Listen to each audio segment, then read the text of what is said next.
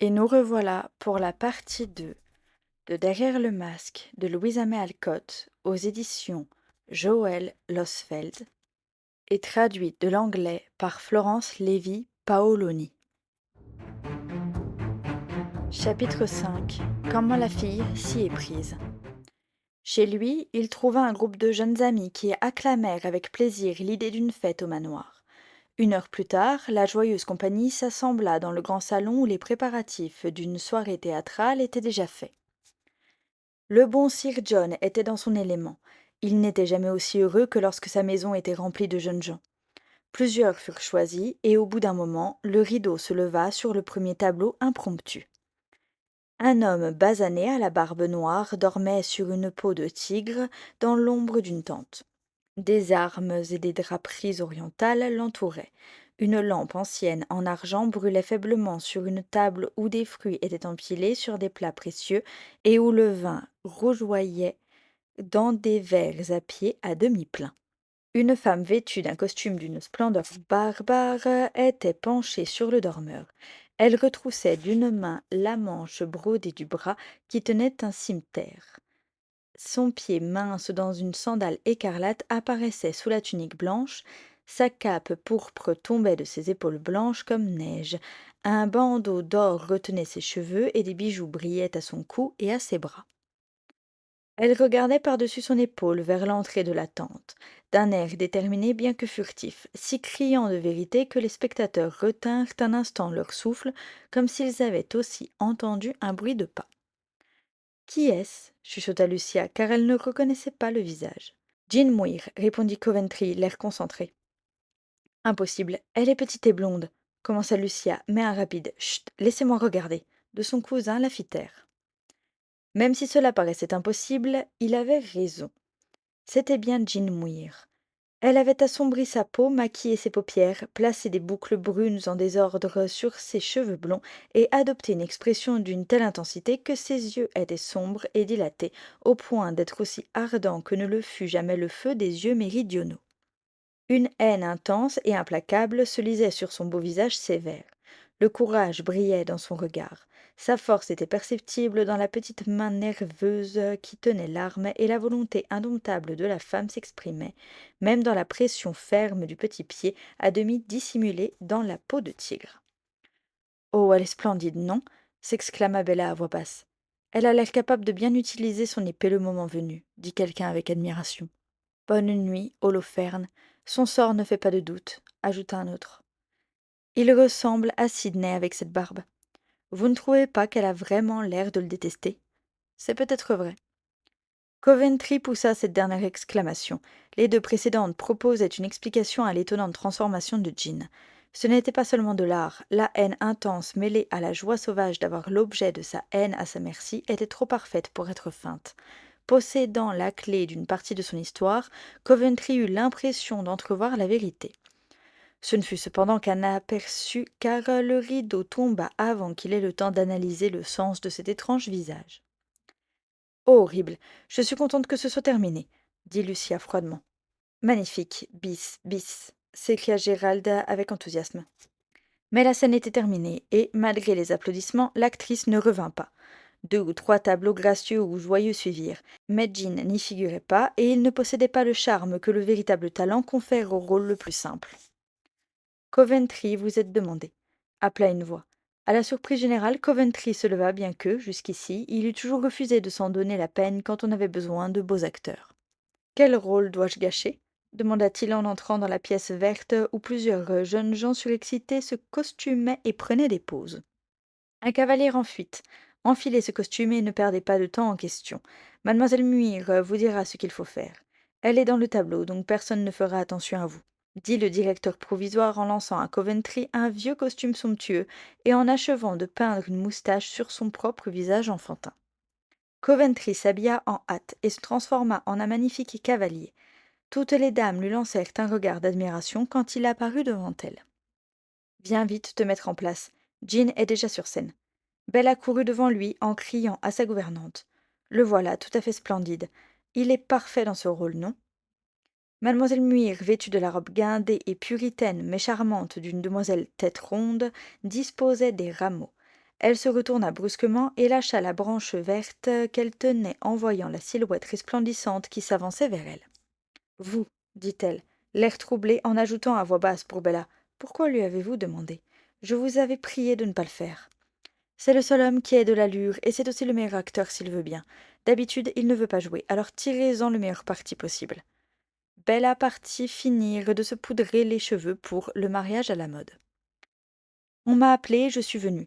Préférez-vous quelqu'un d'autre demanda Coventry, incapable de comprendre l'expression mi-inquiète, mi-ardente du visage coiffé d'un petit bonnet.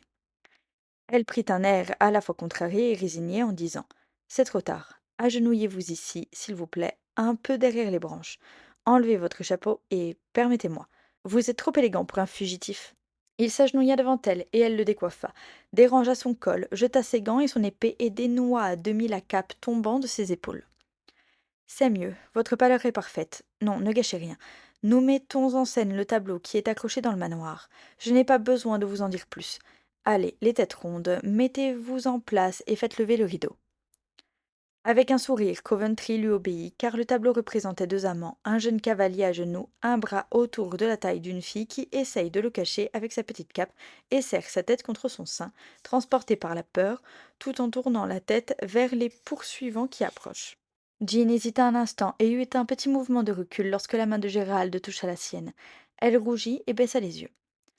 Puis, quand la sonnerie retentit, elle se jeta dans son rôle avec une ardeur soudaine. Un de ses bras le couvrait à demi avec la cape, l'autre faisait reposer sa tête sur le mouchoir de mousseline plié sur son sein, et elle regardait derrière elle avec une telle terreur dans les yeux que plus d'un jeune spectateur chevaleresque ne demandait qu'à accourir à son secours. Cela ne dura qu'un instant, et pourtant Coventry expérimenta encore une nouvelle sensation. De nombreuses femmes lui avaient souri, mais il était resté indifférent, calme et insouciant, sans se rendre compte du pouvoir que possèdent les femmes et qu'elles savent utiliser pour le bonheur et le malheur des hommes. Maintenant qu'il était à genoux, un bras tendre l'enlaçant, une taille mince cédant à sa pression et un cœur de jeune fille palpitant contre sa joue, il ressentait pour la première fois de sa vie l'envoûtement indescriptible de la féminité et joua à la perfection l'amant passionné. Au moment où son visage prenait ce nouvel aspect qui lui allait si bien, le rideau tomba et des bises bruyants le rappelèrent au fait que mademoiselle Muir tentait de se dégager de son étreinte devenue douloureuse par sa pression inconsciente. Il se leva d'un bond, un peu désorienté, avec une expression qu'il n'avait jamais eue auparavant. Encore, encore, s'écria Sir John. Les jeunes gens qui jouaient les têtes rondes, désireux de partager les applaudissements, supplièrent que l'on reprît avec d'autres pauses. Un bruissement vous a trahi. Nous avons tiré et touché la fille courageuse. Elle se meurt, voyez-vous. Ce sera saisissant. Essayez, mademoiselle Muir, dit l'un d'eux. Avec une profonde inspiration, Jean accepta. Le rideau se leva, montrant l'amant toujours à genoux, indifférent au poursuivant qui l'agrippait par l'épaule, car à ses pieds gisait la fille mourante. Il tenait sa tête contre sa poitrine, et elle plongeait son regard dans ses yeux, sans plus de peur, mais avec une expression d'amour que même la mort ne pouvait éteindre. Le pouvoir de ses yeux tendres enivra Coventry d'une joie étrange et fit battre son cœur aussi vite qu'avait palpité celui de Jean. Elle sentit ses mains trembler, vit le rouge lui monter aux joues, sut qu'elle l'avait enfin touché et se leva avec un sentiment de triomphe qu'elle eut du mal à dissimuler. Certains pensèrent que c'était d'avoir bien joué son rôle. Coventry tenta de le croire, mais Lucia serra les dents et, quand le rideau tomba sur ce deuxième tableau, elle quitta sa place et se précipita derrière la scène, décidée à mettre fin à ce jeu dangereux. Plusieurs acteurs complimentaient les amants de la scène. Jean prenait cela gaiement, mais Coventry, malgré lui, montrait qu'il était troublé par quelque chose de plus profond que la simple satisfaction de son orgueil. Lucia apparut et il retrouva son indifférence habituelle, mais il ne pouvait réprimer l'éclat inaccoutumé de ses yeux ni effacer toute trace d'émotion de son visage.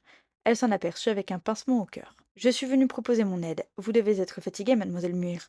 Puis-je prendre le relais demanda Lucia précipitamment. Oui, merci. Je serai très heureuse de vous laisser le reste et de savourer les tableaux dans la salle. Avec un beau sourire, Jean s'éloigna d'un pas léger et, à la consternation de Lucia, Coventry la suivit. J'ai besoin de vous, Gérald. Restez, je vous en prie, s'écria-t-elle. J'en ai assez fait, plus de tragédie pour moi ce soir. Il partit avant qu'elle n'ait pu supplier ou ordonner. Il n'y avait rien d'autre à faire. Elle devait rester et accomplir son devoir ou exposer sa jalousie au regard perçant qui l'entourait.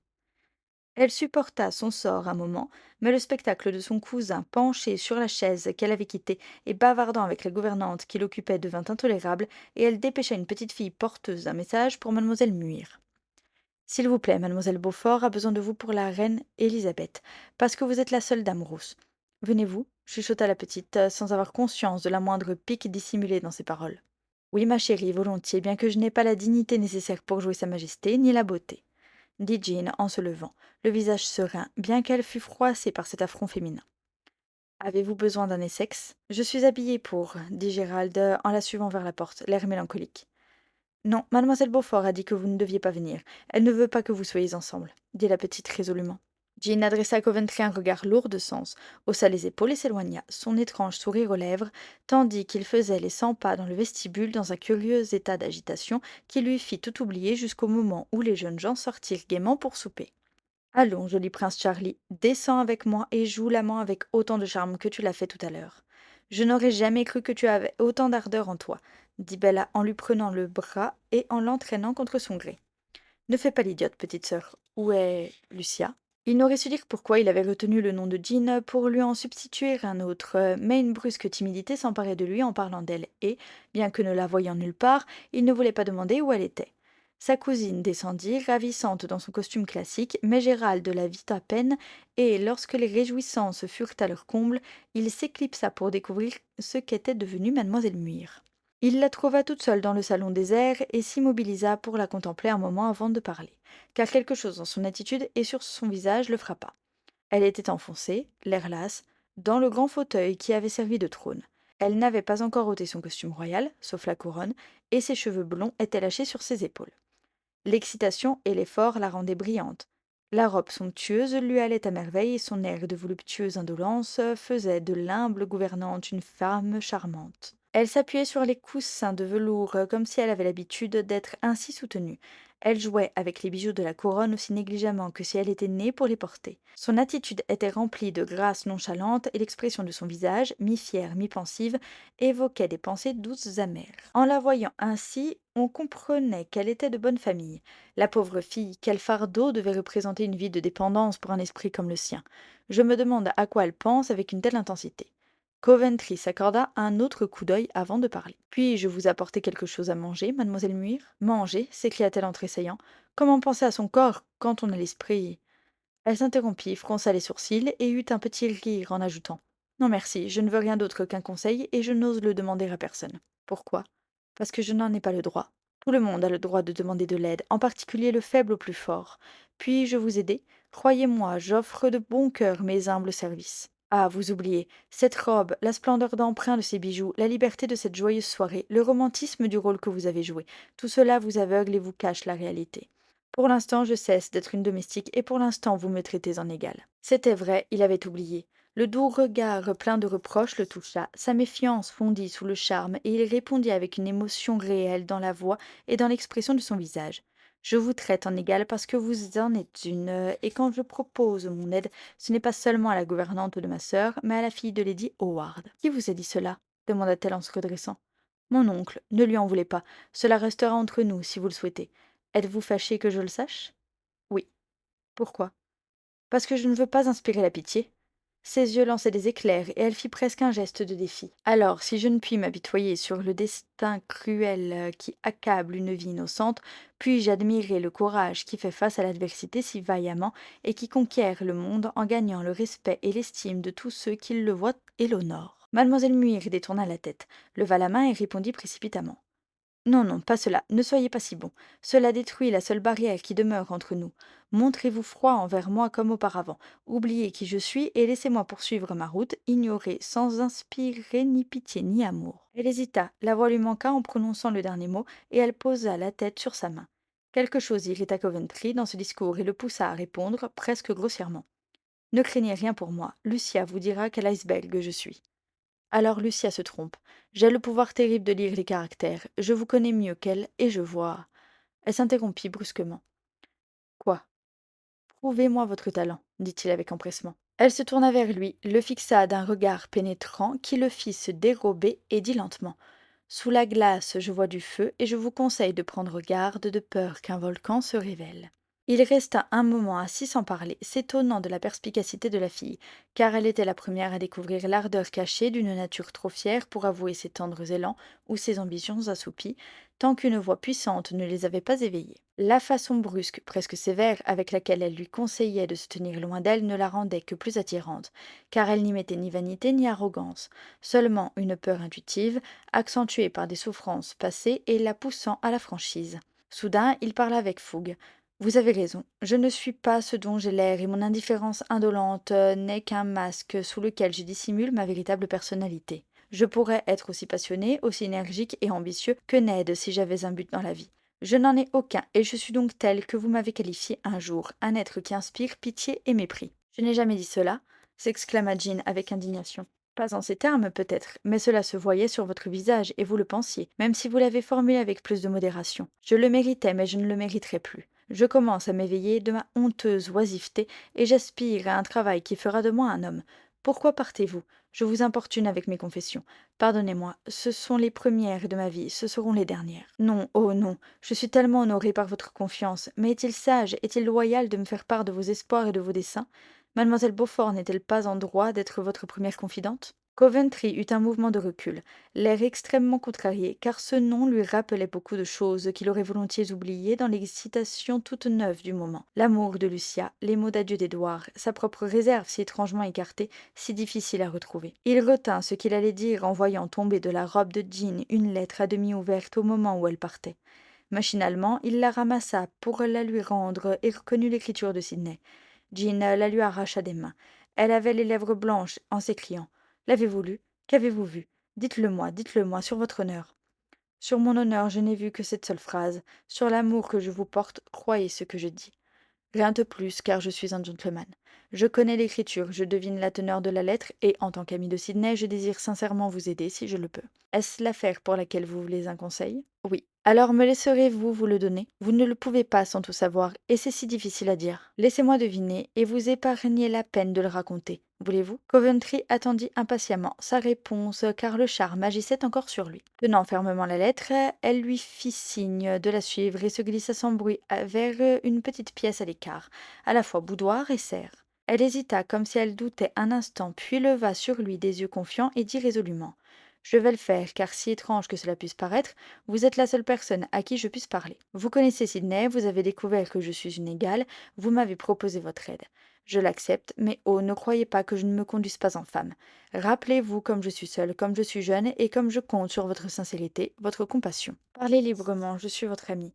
Coventry s'assit à côté d'elle, oublieux de tout ce qui n'était pas la fille aux yeux doux qui lui faisait entièrement confiance. Jean poursuivit d'une voix rapide. Vous savez que Sidney m'aimait, que je l'ai éconduit et que je suis partie. Mais vous ne savez pas qu'il m'a importunée au point de me rendre presque folle, qu'il m'a menacé de me voler mon seul trésor, mon nom, et que, par désespoir, j'ai tenté de me tuer. Oui, bien que c'eût été fou et mauvais, je souhaitais vraiment en finir avec la vie qui était, au mieux, un fardeau et qui était devenue un supplice, à cause de ces persécutions. Vous êtes atterré, pourtant ce que je dis est la vérité. Lady Sidney vous le confirmera. Les infirmières de l'hôpital vous avoueront que ce n'est pas une fièvre qui m'y a amené, et ici, bien que la blessure externe soit guérie, mon cœur souffre et brûle encore de toute la honte et de toute l'indignation que peut ressentir une femme ayant de la fierté. Elle se tut, les yeux brillants, les joues enflammées et les mains serrées sur sa poitrine palpitante, comme si l'affront passé la bouleversait de nouveau. Coventry ne dit pas un mot car la surprise, la colère, l'incrédulité et l'admiration se mêlaient si confusément dans son esprit qu'il oubliait de parler. Jean poursuivit. Mon acte insensé l'a convaincu de mon aversion invincible. Il est parti et je pensais que son amour violent serait guéri par l'absence.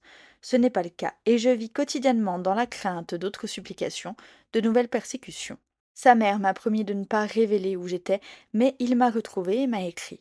La lettre que je vous ai demandé d'apporter à Lady Sidney était une réponse à la sienne. Je le suppliais de me laisser tranquille. Vous n'avez pu la lui remettre, et j'en ai été contente, car j'ai pensé que le silence pourrait étouffer ses espoirs. En vain. Ceci est une supplication encore plus passionnée, et il jure de ne pas renoncer à ses efforts tant que je n'aurai pas donné à un autre homme le droit de me protéger. Je peux le faire, je suis très tentée de le faire, mais je m'insurge contre cette cruauté. Ma liberté n'a pas de prix et je ne souhaite pas me marier parce que cet homme me l'ordonne. Que puis-je faire? Comment puis-je me libérer? Soyez mon ami et aidez-moi. Les larmes roulaient sur ses joues, des sanglots hachaient ses mots et elle joignait les mains dans un geste implorant en se tournant vers le jeune homme avec tout l'abandon de la douleur, de la peur et de la supplication. Coventry eut du mal à croiser ce regard éloquent et à répondre avec calme, car il n'avait aucune expérience de ce genre de scène et ne savait pas comment jouer son rôle. C'est ce costume absurde et ces bêtises romantiques qui me font perdre la tête, se dit-il, sans apercevoir le moins du monde du pouvoir dangereux qu'exerçait sur lui la pièce sombre, la chaleur et les senteurs du plein été, le souvenir des bêtises romantiques, et plus que tout la présence d'une femme belle et affligée. Son sang-froid habituel l'abandonna, et il ne put que répéter les mots qui lui avaient fait la plus forte impression. Vous pouvez le faire, vous êtes tenté de le faire. Ned est-il l'homme qui peut vous protéger? Non, répondit-elle doucement.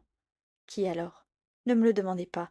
Un homme bon et honorable, un homme qui m'aime et qui est prêt à me consacrer sa vie, un homme que j'aurais été heureuse d'épouser jadis. Mais maintenant.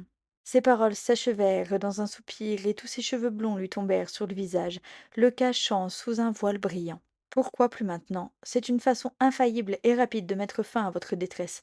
Est-ce possible? Est-ce possible? Malgré lui, Gérald se pencha davantage sur elle, prit sa petite main dans la sienne et la serra en parlant d'un ton insistant, compatissant, non, presque tendre. Un profond soupir et une brève réponse sortirent de sous le voile. C'est impossible. Pourquoi, Jean? Elle rejeta ses cheveux en arrière d'un geste brusque, retira sa main et répondit, presque violemment. Parce que je ne l'aime pas. Pourquoi me tourmentez-vous par de telles questions? Je vous dis que je suis dans une situation difficile et que je ne vois pas ce que je dois faire. Dois-je tromper un homme bon et trouver la paix au prix de la liberté et de la vérité?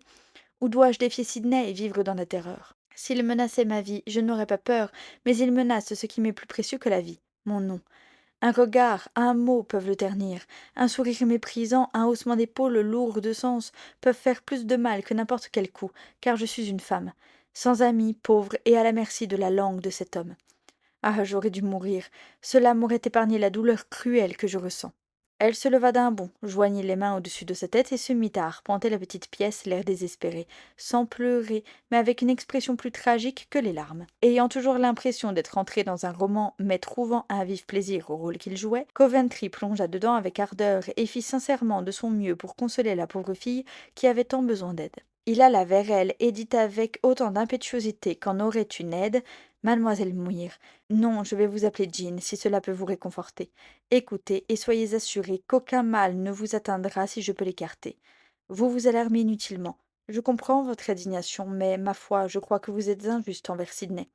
Il est violent, je le sais, mais il a trop d'honneur pour vous faire du tort par un mot frivole, par un acte injuste. Il vous a simplement menacé, espérant vous adoucir. Permettez-moi de le voir ou de lui écrire. Il est mon ami, il m'écoutera. De cela, je suis certain. Ne soyez certain de rien. Quand un homme comme Sidney est amoureux et quand son amour est contrarié, rien ne peut contrôler sa volonté obstinée. Promettez-moi de ne pas le voir et de ne pas lui écrire. Malgré ma peur et mon mépris pour lui, je préfère me soumettre plutôt qu'il vous arrive du mal à vous ou à votre frère. Vous me le promettez, monsieur Coventry? Il hésita. Elle se cramponnait à son bras avec une sollicitude non simulée sur son visage ardent et suppliant, et il ne put y résister. Je vous le promets, mais en échange vous devez me promettre de me laisser vous apporter tout le secours qui est en mon pouvoir, et, Jean, ne dites plus jamais que vous n'avez pas d'amis. Vous êtes si bon, que Dieu vous bénisse. Mais je n'ose pas accepter votre amitié. Elle ne le permettra pas, et je n'ai pas le droit de troubler sa tranquillité. Qui ne le permettra pas? Demanda-t-il vivement. Mademoiselle Beaufort. Au diable, mademoiselle Beaufort, s'exclama Coventry avec une telle énergie que Jean éclata d'un rire musical malgré ses ennuis. Il se mit aussi à rire, et ils se regardèrent un bref instant, comme si la dernière barrière entre eux était tombée et qu'ils étaient vraiment amis. Jean s'immobilisa soudain, le sourire aux lèvres, des larmes sur les joues, et fit un geste d'avertissement. Il écouta. Des bruits de pas mêlés à des appels et à des rires indiquaient qu'on s'était aperçu de leur absence et qu'on les cherchait. Ce rire nous a trahis. Restez ici pour les recevoir. Je ne peux pas. Jean sortit précipitamment sur la pelouse. Coventry la suivit, car l'idée d'affronter autant de père et Dieu, autant de questions, l'intimidait, et il s'enfuit comme un poltron. Le bruit des pas de Jean qui se sauvait le guidait, et il la rattrapa au moment où elle s'immobilisait derrière un buisson de roses pour reprendre haleine. Chevalier craintif, vous auriez dû rester pour couvrir ma retraite. Écoutez, ils arrivent. Cachez-vous, cachez-vous, dit-elle en haletant, à la fois effrayée et réjouie, tandis que les joyeux poursuivants s'approchaient rapidement. Mettez-vous à genoux, la lune va sortir et le scintillement de vos broderies va vous trahir. chuchota Jean tandis qu'il se tapissait derrière les roses. Vos bras et vos cheveux vont vous trahir. Venez sous mon plaid, comme dit la chanson. Coventry essaya de couvrir les épaules blanches et les boucles blondes avec sa cape de velours. Nous jouons nos rôles dans la réalité à présent. Bella sera ravie quand je le lui raconterai, dit Jean tandis que les bruits s'éloignaient. Ne lui en parlez pas, chuchota Coventry. Pourquoi donc demanda-t-elle en levant des yeux ingénus vers le visage si proche du sien. Vous ne devinez pas? Ah, vous êtes si fière que vous ne supportez pas qu'on se moque de vous. Ce n'est pas cela. C'est parce que je ne veux pas qu'on vous importune par des plaisanteries stupides. Vous souffrez suffisamment sans cela. Je suis votre amie à présent, et je fais de mon mieux pour le prouver. C'est si gentil, si gentil. Comment puis-je vous remercier? Murmura Jean. Elle se blottit involontairement plus près de lui sous la cape qui les abritait tous les deux. Ils se turent un moment, et, dans le silence, le battement rapide de leur cœur était perceptible. Pour noyer ce bruit, Coventry dit doucement. Avez-vous peur? Non, cela me plaît, répondit-elle aussi doucement, puis elle ajouta soudain. Mais pourquoi nous cachons-nous? Il n'y a rien à craindre. Il est tard, je dois m'en aller. Vous êtes agenouillés sur ma traîne. Levez-vous, s'il vous plaît. Pourquoi si vite? Cette fuite et ces recherches ne font qu'ajouter au charme de la soirée. Je ne me lève pas tout de suite. Accepterez-vous une rose, Jean? Non, certainement pas. Laissez-moi partir, monsieur Coventry, j'insiste. Cette folie a assez duré. Vous perdez la tête. Elle prononça ces mots d'un ton impérieux, se débarrassa de la cape et l'écarta. Il se leva immédiatement en disant, comme s'il s'éveillait brusquement d'un rêve agréable. Je perds effectivement la tête. C'est alors que les bruits de voix se firent entendre plus près. Il indiqua un passage couvert qui menait à la maison et dit de sa voix habituelle, indifférente et calme. Rentrez par ici, je couvrirai votre retraite. Il se retourna et alla au-devant des joyeux poursuivants. Une demi-heure plus tard, la fête se termina. Jean vint les rejoindre vêtue de son habituel robe sage, l'air plus pâle, plus humble et plus triste qu'à l'ordinaire. Coventry s'en aperçut, même s'il ne la regarda pas et ne lui parla pas. Lucia s'en aperçut aussi et fut contente que la fille dangereuse eût repris sa place, car elle avait beaucoup souffert pendant la soirée. Elle s'empara du bras de son cousin en traversant le parc. Mais il était d'humeur taciturne, et toutes ses tentatives pour entamer la conversation furent vaines. Mademoiselle Muir marchait seule, en chantonnant doucement et en les suivant dans l'obscurité. Gérald gardait-il le silence parce qu'il écoutait les bribes de chansons? Lucia le pensait et sentait son aversion se transformer rapidement en haine.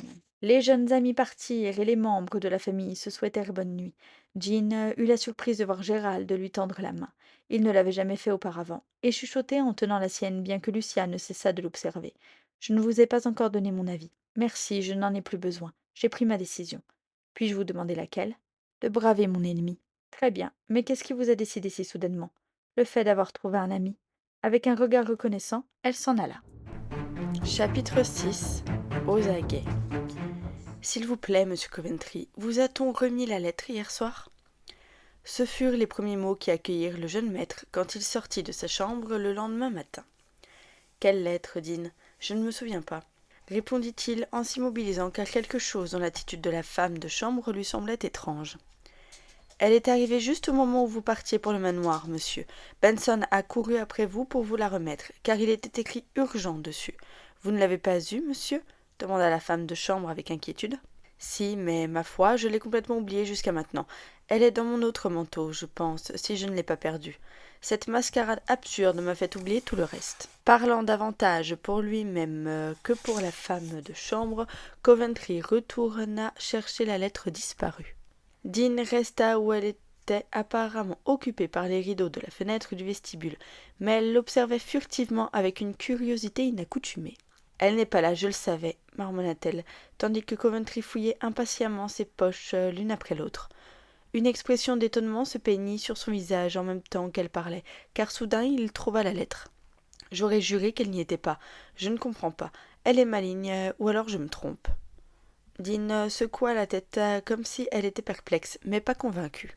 Coventry émit un cri de satisfaction en regardant l'adresse et, debout où il se trouvait, il déchira l'enveloppe. « Cher C, je pars pour Baden.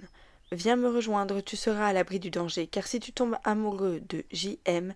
et tu ne peux y échapper si tu restes où elle se trouve, tu risques le désagrément mineur que ton serviteur te fasse sauter la cervelle. F.R. Sidney. » Il est fou, s'écria Coventry en regardant fixement la lettre, tandis que la colère lui montait aux joues. Que diable veut-il dire en m'écrivant de la sorte? Le rejoindre? Non. Quant à la menace, j'en ris. Pauvre Jean, cette imbécile têtue semble résolue à la tourmenter. Eh bien, Dean, qu'attendez-vous? Demanda-t-il comme s'il s'apercevait soudain de sa présence. Rien, monsieur. J'attendais juste de voir si vous trouviez la lettre. Je vous demande pardon, monsieur. Elle allait partir quand Coventry demanda d'un air soupçonneux. Qu'est-ce qui vous a fait croire qu'elle était perdue?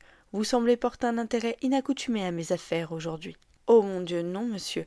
J'étais un peu inquiète. Benson oublie tellement de choses et c'est moi qui l'ai envoyé vous l'apporter, car il se trouve que je vous ai vu sortir et je me sentais responsable. Avec cette mention dessus, j'ai pensé que c'était peut-être important, alors je vous ai demandé si vous l'aviez. Très bien, vous pouvez disposer, Dean. Tout va bien, vous voyez. Je n'en suis pas si sûre, marmonna la femme de chambre en faisant une révérence respectueuse avant de s'éloigner, l'air de penser que la lettre n'avait pas été trouvée. Dean, la femme de chambre de mademoiselle Beaufort, était une femme sérieuse, d'un certain âge, aux yeux perçants et à l'air un peu sévère. Elle était dans la famille depuis longtemps et jouissait de tous les privilèges d'une domestique fidèle et appréciée. Elle portait à sa jeune maîtresse une affection presque jalouse. Elle veillait sur elle avec l'attention vigilante d'une mère et s'indignait de toute tentative d'intrusion de la part des autres. Elle avait d'abord eu pitié de Jean Muir et l'avait aimée, puis elle s'était méfiée d'elle, et maintenant elle la détestait cordialement, car elle était la cause de l'indifférence croissante de Coventry envers sa cousine. Dean connaissait la profondeur de l'amour de Lucia, et bien qu'à ses yeux aucun homme ne fût digne de sa maîtresse, puisque celle-ci avait honoré Coventry de son estime, Dean se sentait tenu de l'aimer et les changements récents dans son attitude troublaient la femme de chambre presque autant que sa maîtresse. Elle observait Jean de près, suscitant beaucoup d'amusement mais peu de tracas chez l'aimable créature, car l'intelligence anglaise et lente de Dean n'était pas à la hauteur de l'esprit subtil de la gouvernante. La veille au soir, Dean avait été envoyé au manoir avec des costumes et y avait vu quelque chose qui l'avait beaucoup troublé. Elle avait commencé à en parler en déshabillant sa maîtresse, mais Lucia, d'humeur sombre, lui avait ordonné si sévèrement de ne pas cancaner qu'elle n'avait pu raconter son histoire. Elle devait donc attendre le moment approprié. Je vais voir la tête qu'elle fait après cela, bien que le visage de cette garce trompeuse ne révèle pas grand-chose, pensa Dean en marchant à grands pas dans le couloir et en fronçant ses sourcils noirs. Bonjour, madame Dean. J'espère que vous ne vous ressentez pas trop mal du divertissement d'hier soir. Le travail était pour vous et l'amusement pour nous, dit une voix joyeuse derrière elle. Elle se retourna brusquement et se trouva face à mademoiselle Muir. Fraîche et souriante, la gouvernante lui fit un signe de tête avec une cordialité qui aurait été irrésistible pour tout autre que Dean.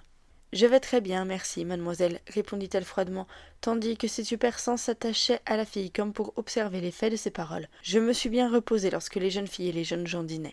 Pendant que les bonnes remettaient de l'ordre, je me suis assise dans la petite antichambre. Oui, je vous ai vu et j'ai eu peur que vous n'attrapiez froid.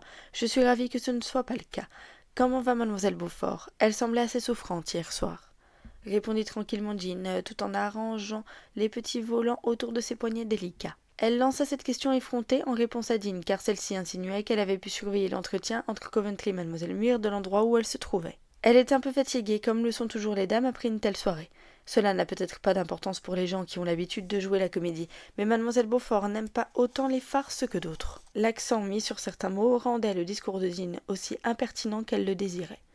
Jean se contenta de rire, et en entendant les pas de Coventry derrière elle, elle descendit en hâte en disant avec affabilité, mais avec un regard mauvais: « Je ne peux pas prendre le temps de vous remercier maintenant, de peur que M. Coventry ne me souhaite le bonjour et n'accroisse ainsi l'indisposition de mademoiselle Beaufort. » Les yeux de Dean lançaient des éclairs dans le dos de la fille et son visage exprimait la colère. Elle alla vaquer à ses occupations, disant d'un air résolu: « J'attendrai le bon moment, mais j'aurai le dessus. » Se croyant très loin de l'absurdité de la veille au soir, et en même temps curieux de voir comment Jean allait l'accueillir, Coventry traîna dans la pièce du petit-déjeuner avec son air habituel d'indifférence indolente. Un signe de tête languissant et un murmure furent les seules réponses qu'il accorda aux salutations de sa cousine, de sa sœur et de la gouvernante lorsqu'il s'assit et prit son journal. « As-tu reçu une lettre de Ned » demanda Bella en regardant le mot que tenait encore son frère. « Non, répondit-il laconiquement. »« De qui alors? On dirait que tu as reçu de mauvaises nouvelles. » Il n'y eut pas de réponse. Bella jeta un coup d'œil furtif par-dessus son bras, aperçut le cachet et s'exclama, déçue: « Ce sont les armoiries des Sydney. Peu importe ce que dit ce mot, les lettres que s'envoient les hommes ne sont pas intéressantes. » Mademoiselle Muir, qui donnait tranquillement à manger à un des chiens d'Édouard, leva la tête en entendant le nom et croisa le regard de Coventry en rougissant d'un air si bouleversé qu'il eut pitié d'elle. Il ne prit pas le temps de se demander pourquoi il se donnait la peine de couvrir la confusion de la fille, mais en voyant la moue de Lucia, il s'adressa brusquement à elle avec mécontentement. « Savez-vous que Dean devient impertinente? Elle abuse de son âge et de votre indulgence et oublie où est sa place. »« Qu'a-t-elle fait » demanda froidement Lucia. « Elle se mêle de mes affaires et prend sur elle de donner des ordres à Benson. » Coventry parla de la lettre et de la curiosité évidente de la femme de chambre. Pauvre Jean, elle ne reçoit aucun remerciement pour vous avoir rappelé ce que vous aviez oublié. La prochaine fois, elle abandonnera vos lettres à leur sort, et ce sera peut-être aussi bien, si elles ont un effet si néfaste sur votre humeur, Gérald. Lucia parlait calmement, mais ses joues étaient rouges de colère. Elle se leva et quitta la pièce. Coventry avait l'air très contrarié, car il percevait un léger sourire sur le visage de Jean, mi-apitoyé, mi-ironique, qui le dérangeait davantage que les insinuations de sa cousine. Bella rompit le silence embarrassé en disant avec un soupir. « Pauvre Ned, j'ai tellement hâte d'avoir de ces nouvelles. Je pensais qu'une lettre était arrivée pour certains d'entre nous. Dean a dit qu'elle en avait vu une hier avec son écriture sur la table du vestibule. Elle paraît avoir la manie de surveiller les lettres. Je ne le permettrai pas. Pour qui était la lettre, Bella ?» dit Coventry en posant son journal. « Elle n'a pas voulu le dire, ou bien elle ne le savait pas, mais elle avait l'air très fâchée et m'a dit de te le demander. »« Très étrange, je n'ai rien reçu, commença Coventry, mais j'en ai reçu une il y a quelques jours. Voulez-vous la lire, ainsi que ma réponse ?» En parlant, Jean posa 2 lettres devant elle. « Certainement pas, ce serait déshonorant de lire ce que Ned ne destinait qu'à vos yeux. Vous êtes trop scrupuleuse dans un sens et pas assez dans un autre, mademoiselle Muir. » Coventry tendit les 2 lettres d'un air grave et résolu qui ne pouvait masquer l'intérêt et la surprise qu'il ressentait. « Vous avez raison, le mot de M. Edward doit rester secret car le pauvre garçon y met son cœur à nu. Je vous prie cependant de lire le mien, afin que vous sachiez combien je tente de tenir ma parole envers vous. Ayez l'amabilité de le faire, monsieur Coventry, j'ai le droit de vous le demander. » Elle parlait de façon si pressante, elle semblait si mélancolique qu'il ne put refuser et il s'approcha de la fenêtre pour lire la lettre. C'était manifestement une réponse à un appel passionné du jeune amant, écrite avec un art accompli. En lisant, Gérald ne pouvait s'empêcher de penser. Si cette fille écrit ainsi à un homme qu'elle n'aime pas, avec quelle puissance et quelle passion pourrait-elle écrire à celui qu'elle aimerait ? Cette pensée ne cessait de lui revenir à l'esprit pendant que ses yeux passaient d'une ligne à l'autre, où s'étalaient arguments avisés, douces réprobations, bons conseils et considérations amicales. Ici et là, un mot, une expression révélaient ce qu'elle avait déjà avoué, et Coventry oublia de rendre la lettre car il se demandait qui était l'homme que Jean aimait. La voix de Bella le rappela sur terre. Elle dit avec gentillesse et irritation en même temps. « Ne soyez pas si triste, Jean. Ned s'en remettra sans doute. Souvenez-vous, vous avez dit un jour que les hommes ne meurent jamais d'amour, alors que cela peut arriver aux femmes. Dans l'unique lettre qu'il m'a envoyée, il parlait admirablement de vous et me suppliait d'être gentil avec vous par égard pour lui, ce que j'essaie de faire de tout mon cœur, bien que, s'il se fût agi d'une autre que vous, je crois vraiment que je l'aurais détesté pour avoir rendu mon cher frère si malheureux. Vous êtes trop gentille, Bella, et je pense souvent à partir pour vous soulager de ma présence. Mais bien qu'il soit imprudent et dangereux de rester, je n'ai pas le courage de m'en aller.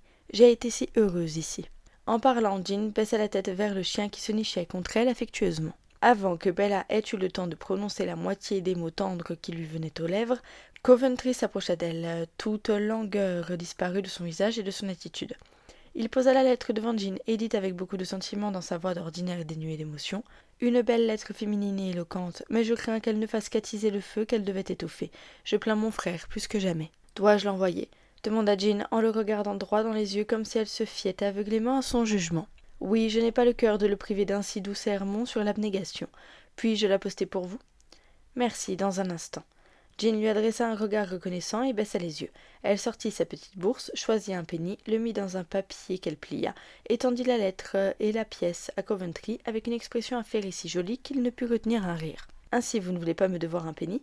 Quelle femme orgueilleuse vous êtes, mademoiselle Muir. »« C'est vrai, c'est un défaut de famille. » Elle le gratifia d'un regard significatif qui lui remit en mémoire qui elle était.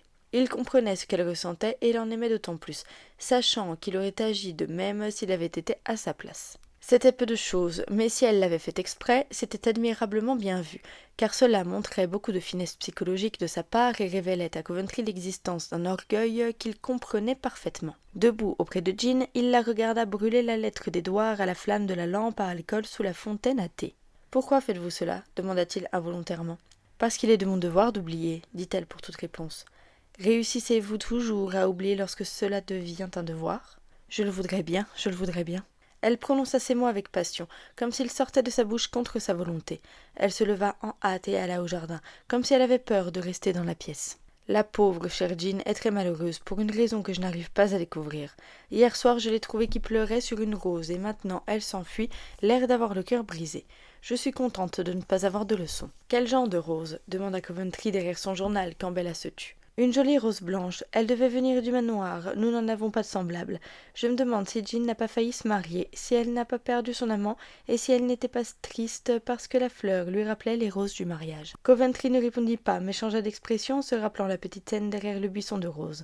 Il avait donné à Jean une fleur qu'elle avait refusée, mais qu'elle avait fini par prendre. Bientôt, au grand étonnement de Bella, il jeta son journal, déchira en miettes la lettre de Sydney et sonna pour faire préparer son cheval, tout cela avec une énergie qui la stupéfia. Eh bien, Gérald, qu'est-ce qui t'arrive? On dirait que l'agitation de Ned s'est brusquement emparée de toi. Qu'est-ce que tu vas faire? Je vais travailler, répondit Coventry de façon inattendue en se tournant vers elle avec une expression rarement vue sur son beau visage. Qu'est-ce qui t'a réveillée tout d'un coup? Demanda Bella de plus en plus stupéfaite. Toi, dit-il en l'attirant contre lui. Moi? Quand? Comment? Te rappelles-tu avoir dit un jour que l'énergie valait mieux que la beauté chez un homme et que personne ne pouvait respecter un oisif? Je n'ai jamais rien dit d'aussi sensé. Jean a dit quelque chose comme ça un jour, je crois, mais j'ai oublié. En as-tu enfin assez de ne rien faire, Gérald? Oui, j'ai négligé mon devoir envers Ned jusqu'à ce qu'il ait des ennuis et maintenant je me fais des reproches. Il n'est pas trop tard pour entreprendre d'autres tâches jusqu'ici négligées et je vais m'y atteler. N'en parle à personne et ne te moque pas de moi parce que je suis sérieux, Belle. Je le sais, je t'admire et je t'aime pour cela, mon cher grand frère, s'exclama Bella avec enthousiasme en lui passant les bras autour du cou et en l'embrassant de bon cœur. Par quoi vas-tu commencer demanda-t-elle, tandis que pensif, il caressait la tête blonde posée sur son épaule, la nouvelle expression de son visage encore bien visible. Je vais faire le tour du domaine à cheval et m'occuper de ce dont un maître doit s'occuper, ne pas tout laisser à Bent. J'ai entendu beaucoup de plaintes à son sujet, mais j'ai été trop paresseux pour demander des précisions. Je vais consulter mon oncle et m'efforcer d'être comme mon père en son temps. Est-ce une ambition louable, ma chère? Oh, Gérald, permets-moi de le dire à maman. Elle en sera tellement heureuse. Tu es son idole et t'entendre dire cela, te voir ressembler tant à notre cher papa, aura une influence bien plus bénéfique sur son moral que tous les médecins d'Angleterre. Attends que je prouve ce que vaut ma résolution. Quand j'aurai vraiment fait quelque chose, je surprendrai maman par un échantillon de mon travail. Tu vas bien sûr le dire à Lucia. En aucun cas, c'est un petit secret entre nous. Garde-le tant que je ne t'ai pas donné l'autorisation de le révéler. Jean s'en apercevra tout de suite. Elle sait tout ce qui se passe, elle est si vive et intelligente. Cela ne te fait rien qu'elle le sache? Je ne vois pas comment je pourrais l'en empêcher si elle est merveilleusement douée à ce point. Qu'elle voie ce qu'elle veut, elle ne me gêne pas. À présent, je m'en vais. Coventry embrassa sa sœur et, avec un sourire, sauta sur son cheval et partit à une allure telle que le palefrenier ouvrit de grands yeux ébahis. On ne le revit pas jusqu'au repas. Il entra, si grisé par sa chevauchée à vive allure et ses activités de la matinée, qu'il eut du mal à reprendre son attitude habituelle, et il surprit plus d'une fois la famille en parlant avec animation de divers sujets qui, jusqu'alors, lui avaient toujours paru sans aucun intérêt.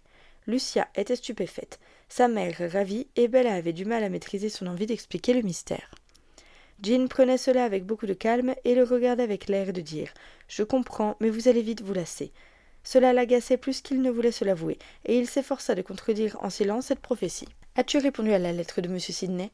demanda Bella, quand ils se dispersèrent dans le salon après le repas. « Non, » répondit son frère, qui marchait de long en large avec agitation au lieu de se prélasser auprès de sa belle cousine. « Je te le demande parce que je me suis souvenu que Ned avait mis un message pour lui dans sa dernière lettre, car il pensait que tu connaîtrais l'adresse de Sidney.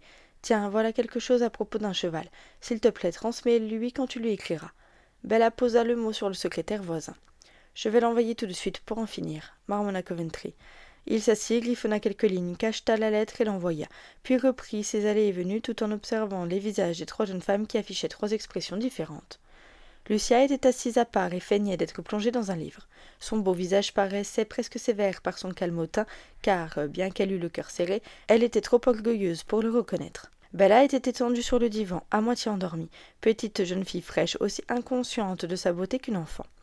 Mademoiselle Muir était assise dans le renfoncement d'une fenêtre, dans un grand fauteuil, et travaillait sur un tambour à broder avec une gracieuse application, plaisante à contempler. Ces derniers temps, elle portait des couleurs, car Bella lui avait offert de nombreux cadeaux, et la mousseline bleu pâle flottant autour d'elle en douces ondulations faisait ressortir son teint clair et ses cheveux blonds. Les tresses strictes avaient disparu, et des boucles folles s'échappaient ici et là du gros rouleau de cheveux entourant la forme agréable de sa tête. La pointe d'un pied délicat était visible, et un petit geste irrité pour remettre en place de temps en temps une manche qui glissait permettait d'apercevoir un bras rond et blanc. Le grand chien de Ned était allongé à côté d'elle, le soleil dansait sur elle à travers les feuilles, elle se souriait à elle-même. Ses mains à droite brodaient des feuilles et des fleurs, tableau charmant et adorable de la féminité, que presque tous les hommes auraient aimé contempler. Un autre fauteuil se trouvait à côté d'elle, et en marchant de long en large, Coventry fut saisi d'un vif désir de s'y asseoir. Il était las de ses pensées et avait envie de se divertir en observant les changements sur le visage expressif de la fille, en écoutant les intonations variées de sa voix et en tentant de découvrir le sortilège qui l'attirait si fort malgré lui. Plus d'une fois, il dévia de sa route pour satisfaire son caprice, mais la présence de Lucia le retenait toujours, et avec un mot pour le chien ou un regard par la fenêtre comme prétexte à s'arrêter, il reprenait sa déambulation. Le visage de sa cousine exprimait le reproche, mais dernièrement son attitude était si repoussante qu'il ne ressentait aucun désir de retrouver leur familiarité d'antan, et, voulant montrer qu'il ne se considérait pas comme engagé, il se tenait à l'écart. Les deux femmes testaient en silence leur pouvoir sur cet homme. Elles le savaient instinctivement, et chacune essayait de l'emporter. Lucia parla plusieurs fois, cherchant à se montrer franche et affable, mais elle n'était pas à l'aise, et Coventry, après avoir répondu avec courtoisie, retombait dans le silence. Jean ne disait rien, mais le joli tableau qu'elle composait attirait l'œil et l'oreille. Bribes de chansons qu'elle murmurait comme si elle oubliait qu'elle n'était pas seule, coups d'œil timides de temps en temps, à la fois mélancoliques et joyeux, plus séduisants qu'une silhouette gracieuse ou une jolie voix. Quand elle eut suffisamment tourmenté Lucia et tenté Coventry, elle affirma tranquillement sa suprématie d'une façon qui stupéfia sa rivale, car celle-ci ne savait rien de son secret qui était pour beaucoup dans l'attirance et le charme qu'elle exerçait sur le jeune homme. Elle laissa tomber de ses genoux une bobine de soie et la regarda rouler vers son auditeur. Celui-ci la ramassa et la lui rendit avec un empressement qui ajouta de la grâce à ce service insignifiant. Elle la prit et dit avec la franchise qui ne manquait jamais de le conquérir : « Vous devez être fatigué, mais si vous avez besoin d'exercice, employez votre énergie à bon escient et mettez de l'ordre dans le panier de bobines de soie de votre mère. Elles sont tout emmêlées et elle sera contente de savoir que vous l'avez fait comme le faisait votre frère. » Hercule à la quenouille, dit gaiement Coventry, et il prit le fauteuil dans lequel il désirait s'asseoir depuis longtemps. Jean posa le panier sur ses genoux, et tandis qu'il l'examinait comme intimidée par sa tâche, elle s'adossa et laissa échapper un petit rire musical, charmant pour l'oreille. Lucia resta muette de surprise à la vue de son cousin fier et indolent, qui obéissait aux ordres d'une gouvernante et paraissait y prendre un véritable plaisir. En 10 minutes, elle fut oubliée comme si elle se trouvait à 10 kilomètres, car Jean paraissait d'humeur gaie et très spirituelle, et, comme elle traitait désormais le jeune maître en égal, il ne subsistait rien de son humble timidité. Elle baissait souvent les yeux, changeait de couleur et bredouillait lorsqu'elle faisait des traits d'esprit et que Coventry regardait involontairement droit dans les yeux qui l'avaient contemplée si tendrement lors de la tragédie mimée. Il ne pouvait l'oublier, et même s'il n'y faisait allusion ni l'un ni l'autre, le souvenir de la veille au soir paraissait les obséder tous les deux et conférer un charme secret à l'instant. Lucia supporta cette situation aussi longtemps qu'elle le put, puis quitta la pièce comme une princesse offensée, mais Coventry ne la suivit pas et Jean fit mine de ne pas la voir partir. Bella dormait profondément, et avant de savoir comment, le jeune homme écoutait l'histoire de la vie de sa compagne, une histoire triste, racontée avec un merveilleux talent, car très vite, il fut complètement absorbé. Le panier glissa sans qu'il se rendît compte de ses genoux, il reposa le chien et, penchant en avant, il écouta ardemment la voix basse de la fille raconter toutes les épreuves, la solitude et le chagrin de sa courte vie. Au milieu d'un épisode touchant, elle sursauta, s'interrompit et regarda droit devant elle avec une expression attentive qui se transforma en intense mépris. Elle regarda Coventry dans les yeux et dit, en montrant la fenêtre derrière lui : « On nous observe. »« Qui donc » demanda-t-il en se dressant avec colère. « Chut, taisez-vous, peu importe, j'ai l'habitude. Mais pas moi, et je ne l'admettrai pas. Qui était-ce, Jean ? Reprit-il vivement. Elle eut un sourire lourd de sens en contemplant un nœud de ruban rose qu'un petit vent amenait vers eux sur la terrasse. Un froncement de sourcils assombrit le visage du jeune homme. Il franchit d'un bond la longue fenêtre et disparut rapidement en examinant tous les recoins de verdure. Jean rit tranquillement en l'observant et dit doucement pour elle-même, le regard fixé sur le ruban agité par le vent. Voici un incident qui tombe à propos, et j'ai été bien inspirée. Oui, ma chère Madame Dean, vous allez voir que jouer à l'espion n'apportera que des ennuis à votre maîtresse, comme à vous-même. Vous n'avez pas voulu suivre mes conseils, et vous devez en subir les conséquences, même si je répugne à faire du tort à quelqu'un d'aussi digne de respect que vous. Jean entendit bientôt Coventry qui revenait. Elle retint son souffle pour saisir ses premiers mots, car il n'était pas seul. Puisque vous insistez pour soutenir que c'était vous et non votre maîtresse, je m'en tiendrai là, même si j'ai toujours des doutes. Dites à mademoiselle Beaufort que je désire la rencontrer quelques instants dans la bibliothèque. À présent, allez-vous-en, Dean, et prenez garde à l'avenir si vous voulez rester dans ma maison. » La femme de chambre se retira et le jeune homme entra, l'air à la fois courroucé et sévère. J'aurais mieux fait de ne rien dire, mais j'ai été surprise et j'ai parlé involontairement. À présent, vous êtes en colère et j'ai causé de nouveaux ennuis à la pauvre mademoiselle Lucia. Pardonnez-moi comme je lui pardonne et n'y pensez plus. J'ai appris à supporter d'être surveillée et je la plains d'être jalouse sans raison, dit Jean, l'air de se faire des reproches. Je pardonnerai cet acte déshonorant, mais je ne pourrai pas l'oublier et j'ai l'intention d'y mettre fin. Je ne suis pas fiancée à ma cousine, comme je vous l'ai déjà dit, mais vous, comme tous les autres, vous avez tendance à croire que je le suis. Jusqu'ici, je ne me suis pas suffisamment souciée de cette affaire pour la régler, mais à présent, je vais prouver de manière indubitable que je suis libre. En prononçant le dernier mot, Coventry jeta à Jean un regard qui l'affecta étrangement. Elle pâlit, lâcha son visage et leva les yeux sur lui avec une expression ardente et interrogatrice qui se transforma lentement en peine et pitié mêlées. Elle détourna la tête et murmura d'une voix tendre et chagrinée. Pauvre Lucia, qui va la réconforter? Coventry resta un moment silencieux, comme s'il envisageait une décision fatidique. Le profond soupir de compassion de Jean trouva un écho en lui, et il se repentit à demi de sa résolution, puis ses yeux se posèrent sur la fille devant lui. Elle paraissait si seule avec sa douce compassion pour une autre que son cœur s'émut. Une flamme soudaine brilla dans ses yeux, une brusque chaleur remplaça la sévérité froide de son visage, et sa voix ferme hésita lorsqu'il dit très bas et pourtant très sérieusement: « Jean, j'ai tenté de l'aimer, mais je ne peux pas. Dois-je l'abuser et me rendre malheureux pour faire plaisir à ma famille? Elle est belle et bonne, et elle vous aime tendrement. N'y a-t-il aucun espoir pour elle ?» demanda Jean, toujours pâle mais très calme, bien qu'elle posât une main sur son cœur comme pour calmer ou dissimuler ses battements rapides. « Aucun, répondit Coventry. Mais ne pouvez-vous apprendre à l'aimer? Vous avez beaucoup de volonté et la plupart des hommes ne trouveraient pas la tâche difficile. Je ne peux pas, car quelque chose de plus fort que ma volonté me retient. » Qu'est-ce donc? Les yeux sombres de Jean étaient fixés sur lui et remplis d'un étonnement innocent. Il baissa la tête et répondit précipitamment: « Je n'ose pas encore vous le dire. Pardon, je n'aurais pas dû vous poser cette question. Ne me consultez pas à ce sujet, je ne puis vous conseiller. Je peux seulement dire qu'il me semble qu'un homme dont le cœur est libre serait ravi d'avoir pour épouse une femme aussi belle que votre cousine. »« Mon cœur n'est pas libre, » commença Coventry d'une voix passionnée, en avançant d'un pas. « Jean, il faut que je vous parle. Écoutez-moi. Je ne peux pas aimer ma cousine parce que je vous aime. » Arrêtez. Jean se leva d'un bond avec un geste impérieux. « Je ne veux pas vous écouter alors qu'une promesse vous lie à une autre. Souvenez-vous des désirs de votre mère, des espoirs de Lucia, des derniers mots d'Édouard, de votre fierté, de mon humble condition. Vous perdez la tête, monsieur Coventry. Réfléchissez bien avant de parler, mesurez la portée de cet acte et rappelez-vous qui je suis avant de m'insulter par une passion passagère, par des serments trompeurs. J'ai réfléchi, j'en mesure la portée et je jure que je désire vous courtiser aussi humblement, aussi honnêtement que je le ferais pour toute autre dame du pays. Vous parlez de ma fierté. Est-ce que je m'abaisse en aimant quelqu'un de mon rang? Vous parlez de votre humble condition, mais la pauvreté n'est pas honteuse et le courage avec lequel vous la supportez la rend magnifique. J'aurais dû rompre avec Lucia avant de parler, mais je n'ai pas pu me retenir. Ma mère vous adore et se réjouira de mon bonheur. Édouard devra me pardonner, car j'ai tenté de faire de mon mieux, mais l'amour est irrésistible. Dites-moi, Jean, puis-je espérer? Il lui avait pris la main et il parlait avec fougue. Une expression de ferveur sur le visage et de la tendresse dans la voix, mais il n'y eut pas de réponse, car au moment où Jean tournait son visage expressif, empreint d'une pudeur de jeune fille et d'un amour timide vers lui, la silhouette guindée de Jean s'encadra dans la porte et sa voix bourrue brisa le silence momentané. Elle dit d'une voix sévère: « Mademoiselle Beaufort vous attend, monsieur. »« Allez-y tout de suite, et soyez gentil.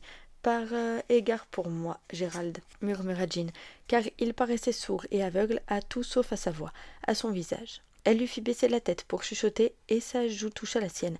Sans se soucier de Dina, il l'embrassa passionnément, en murmurant à son tour: « Ma petite Jean, par égard pour vous, je peux tout faire. »« Mademoiselle Beaufort attend. Dois-je dire que vous arrivez, monsieur ?» demanda Jean, pâle d'indignation et sévère. « Oui, j'arrive. Attendez-moi au jardin, Jean. » Coventry sortit en hâte de la pièce, pas du tout d'humeur pour cet entretien et pressé d'en avoir terminé. La porte se referma derrière lui et Dean s'approcha de mademoiselle Muir. Tremblante de colère, elle posa une main lourde sur son bras et dit à voix basse: « Je m'y attendais, petite maligne. J'ai vu où vous vouliez en venir, et j'ai fait de mon mieux pour contrarier vos plans, mais vous êtes trop rapide pour moi. Vous croyez l'avoir gagné. Là, vous vous trompez, car aussi sûr que je m'appelle Esther Dean, je vous empêcherai, ou Sir John s'en chargera. Enlevez votre main et traitez-moi avec le respect qui m'est dû, ou vous serez congédié. Savez-vous qui je suis ?» Jean se redressa d'un air arrogant qui impressionna Dean plus que ses paroles. « Je suis la fille de Lady Howard, et si je le veux, je peux devenir la femme de M. Coventry. » Dean recula, stupéfaite mais pas convaincue. Étant une domestique accomplie en même temps qu'une femme prudente, elle avait peur d'outrepasser les limites du respect, d'aller trop loin et d'attirer des ennuis à sa maîtresse ainsi qu'à elle-même. Par conséquent, même si elle doutait encore de ce que disait Jean et la détestait plus que jamais, elle se retint. Avec une révérence, elle reprit son air habituel de déférence et dit humblement. Je vous demande pardon, mademoiselle. Si j'avais su, je me serais conduit différemment, bien sûr, mais les gouvernantes ordinaires font tant de mal dans une maison qu'on ne peut pas s'empêcher de se méfier d'elles. Je ne veux ni m'en mêler ni me montrer imprudente, mais j'aime ma chère jeune maîtresse. Je prends naturellement son parti et je dois dire que M. Coventry n'a pas agi en gentilhomme. Pensez ce que vous voulez, Dean, mais je vous conseille de parler le moins possible si vous voulez rester. Je n'ai pas encore accepté d'épouser M. Coventry, et s'il choisit de rompre l'engagement que sa famille a pris pour lui, je pense qu'il a le droit de le faire. Mademoiselle Beaufort ne voudra certainement pas l'épouser contre sa volonté, et parce qu'il a pitié de son amour sans retour. Avec un sourire serein, mademoiselle Muir s'éloigna. Chapitre 7. La dernière chance. Elle va le dire à Sir John, c'est presque certain. Je dois lui parler avant elle et précipiter les événements. Il vaut mieux que tout soit assuré avant l'apparition du danger. Ma pauvre Dean, vous n'êtes pas de taille à lutter avec moi, mais vous pouvez néanmoins vous montrer agaçante. Ces pensées traversaient l'esprit de mademoiselle Muir tandis qu'elle descendait dans le vestibule. Elle fit halte un instant devant la bibliothèque car elle entendit un murmure. Elle ne saisit pas un mot et ne put faire qu'une courte pause car Dean la suivait d'un pas lourd. Jean se retourna, tira une chaise devant la porte, fit signe à la femme de chambre et dit en souriant toujours « Asseyez-vous et faites le chien de garde. Je vais voir mademoiselle Bella, vous pouvez donc somnoler. »« Merci, mademoiselle. Je vais attendre ma jeune maîtresse. Elle aura peut-être besoin de moi lorsque cette épreuve sera terminée. » Dean s'assit, l'air résolu. Jean rit et s'éloigna, mais ses yeux brillaient d'une malice soudaine, et elle regarda par-dessus son épaule avec une expression qui ne présageait rien de bon pour la vieille domestique fidèle. « J'ai une lettre de Ned, et voici un petit mot pour vous, » s'exclama Bella quand Jean entra dans le boudoir. « La mienne est une lettre étrange, écrite à la hâte, qui ne parle de rien d'autre que de sa rencontre avec Sidney. J'espère que la vôtre est intéressante, autrement ce ne sera pas très satisfaisant. » Au moment où le nom de Sidney franchit les lèvres de Bella, le visage de mademoiselle Muir perdit toute couleur et elle communiqua au papier le tremblement de sa main. Ses lèvres blanchirent, mais elle dit avec calme « Merci. Comme vous êtes occupée, je vais aller lire ma lettre sur la pelouse. » Avant que Bella n'ait eu le temps de répondre, elle était partie. Jean se hâta d'atteindre un coin isolé, déchira l'enveloppe et lut les quelques lignes griffonnées qu'elle contenait. « J'ai vu Sidney, il m'a tout dit, et même si j'ai trouvé cela difficile à croire, il était impossible de douter, car il a découvert des preuves indéniables. Je ne fais pas de reproches, je ne demande ni confession ni réparation, car je ne peux oublier que je vous ai aimé. Je vous donne 3 jours pour trouver une autre maison, puis je rentrerai pour dire à ma famille qui vous êtes. Partez tout de suite, je vous en conjure, et épargnez-moi la peine d'assister à votre déshonneur. » Lentement, fermement, elle relut 2 fois la lettre, puis resta assise sans bouger, les sourcils froncés, plongée dans ses réflexions. Bientôt, elle prit une profonde inspiration, déchira le mot, se leva et se dirigea lentement vers le manoir en se disant « 3 jours, seulement 3 jours. Est-ce réalisable en si peu de temps ? J'y parviendrai si l'intelligence et la volonté suffisent, car c'est ma dernière chance. Si j'échoue, je ne retournerai pas à ma vie passée, mais j'en finirai tout de suite. » Dents et poings serrés, comme aiguillonnée par un souvenir, elle avança dans le crépuscule et trouva Sir John qui l'attendait et l'accueillit chaleureusement. « Vous semblez fatiguée, ma chère. Peu importe la lecture ce soir, reposez-vous et laissez le livre, » dit-il avec bienveillance en voyant son air lasse. « Merci, monsieur. Je suis fatiguée, mais je préfère lire, sinon le livre ne sera pas terminé avant mon départ. »« Un départ, jeune fille ? Où allez-vous » interrogea Sir John en la regardant s'asseoir avec inquiétude. « Je vous le dirai un peu plus tard, monsieur. » Jean ouvrit le livre et lut un moment. Le charme habituel s'était envolé. La voix de la lectrice était sans âme, son visage était dépourvu d'intérêt, et très vite Sir John dit brusquement « Arrêtez, ma chère, je vous en prie. Je ne peux pas écouter en ayant l'esprit ailleurs. Qu'est-ce qui vous tracasse ? Dites-le à votre ami et laissez-le vous réconforter. » Comme si ces paroles bienveillantes la bouleversaient, Jean lâcha le livre, se couvrit le visage et se mit à pleurer si amèrement que Sir John en fut très inquiet. Une telle démonstration était en effet encore plus touchante chez cette jeune femme, habituellement tout sourires et si gaie. Il tentait de l'apaiser, ses mots devenaient tendres, sa sollicitude s'emplissait d'une inquiétude plus que paternelle, et son bon cœur débordait de pitié et d'affection pour la fille en pleurs. Elle se calma un peu. Il la pressa d'être franche et lui promit de l'aider et de la conseiller, quelle que fût la cause de son affliction ou la faute qu'elle eût commise. « Ah, vous êtes trop bon, trop généreux.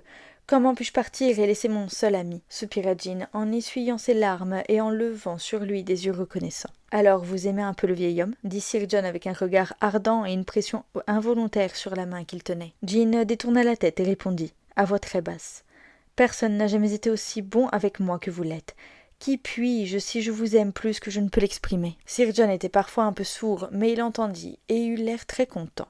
Il était assez pensif ces derniers temps, s'habillait avec un soin inhabituel, se montrait particulièrement galant et gai quand les jeunes filles lui rendaient visite et, plus d'une fois, lorsque Jean interrompait sa lecture pour poser une question, il devait avouer qu'il n'écoutait pas, même si, comme elle le savait bien, ses yeux étaient rivés sur elle. Depuis la découverte de la naissance de Jean, il se montrait étonnamment affable et exprimait son intérêt et sa bonne volonté par de nombreux petits actes. En entendant Jean parler de son départ, il fut pris de panique et la désolation lui parut sur le point de s'abattre sur le vieux manoir. Quelque chose dans son agitation inhabituelle lui sembla étrange et excita sa curiosité. Elle ne lui avait jamais paru aussi intéressante que maintenant qu'elle était assise à côté de lui, les yeux pleins de larmes et le cœur chaviré par un problème qu'elle n'osait pas avouer. « Racontez-moi tout, mon petit, et laissez votre ami vous aider s'il le peut. » Auparavant, il disait « votre père » ou « le vieil homme », mais depuis peu, il se désignait toujours comme son ami. Je vais vous le dire, car je n'ai personne d'autre vers qui me tourner. Je dois partir parce que M. Coventry a la faiblesse de m'aimer. « Quoi, Gérald » s'exclama Sir John stupéfait. « Oui, il me l'a dit aujourd'hui, et il m'a quitté pour rompre avec Lucia.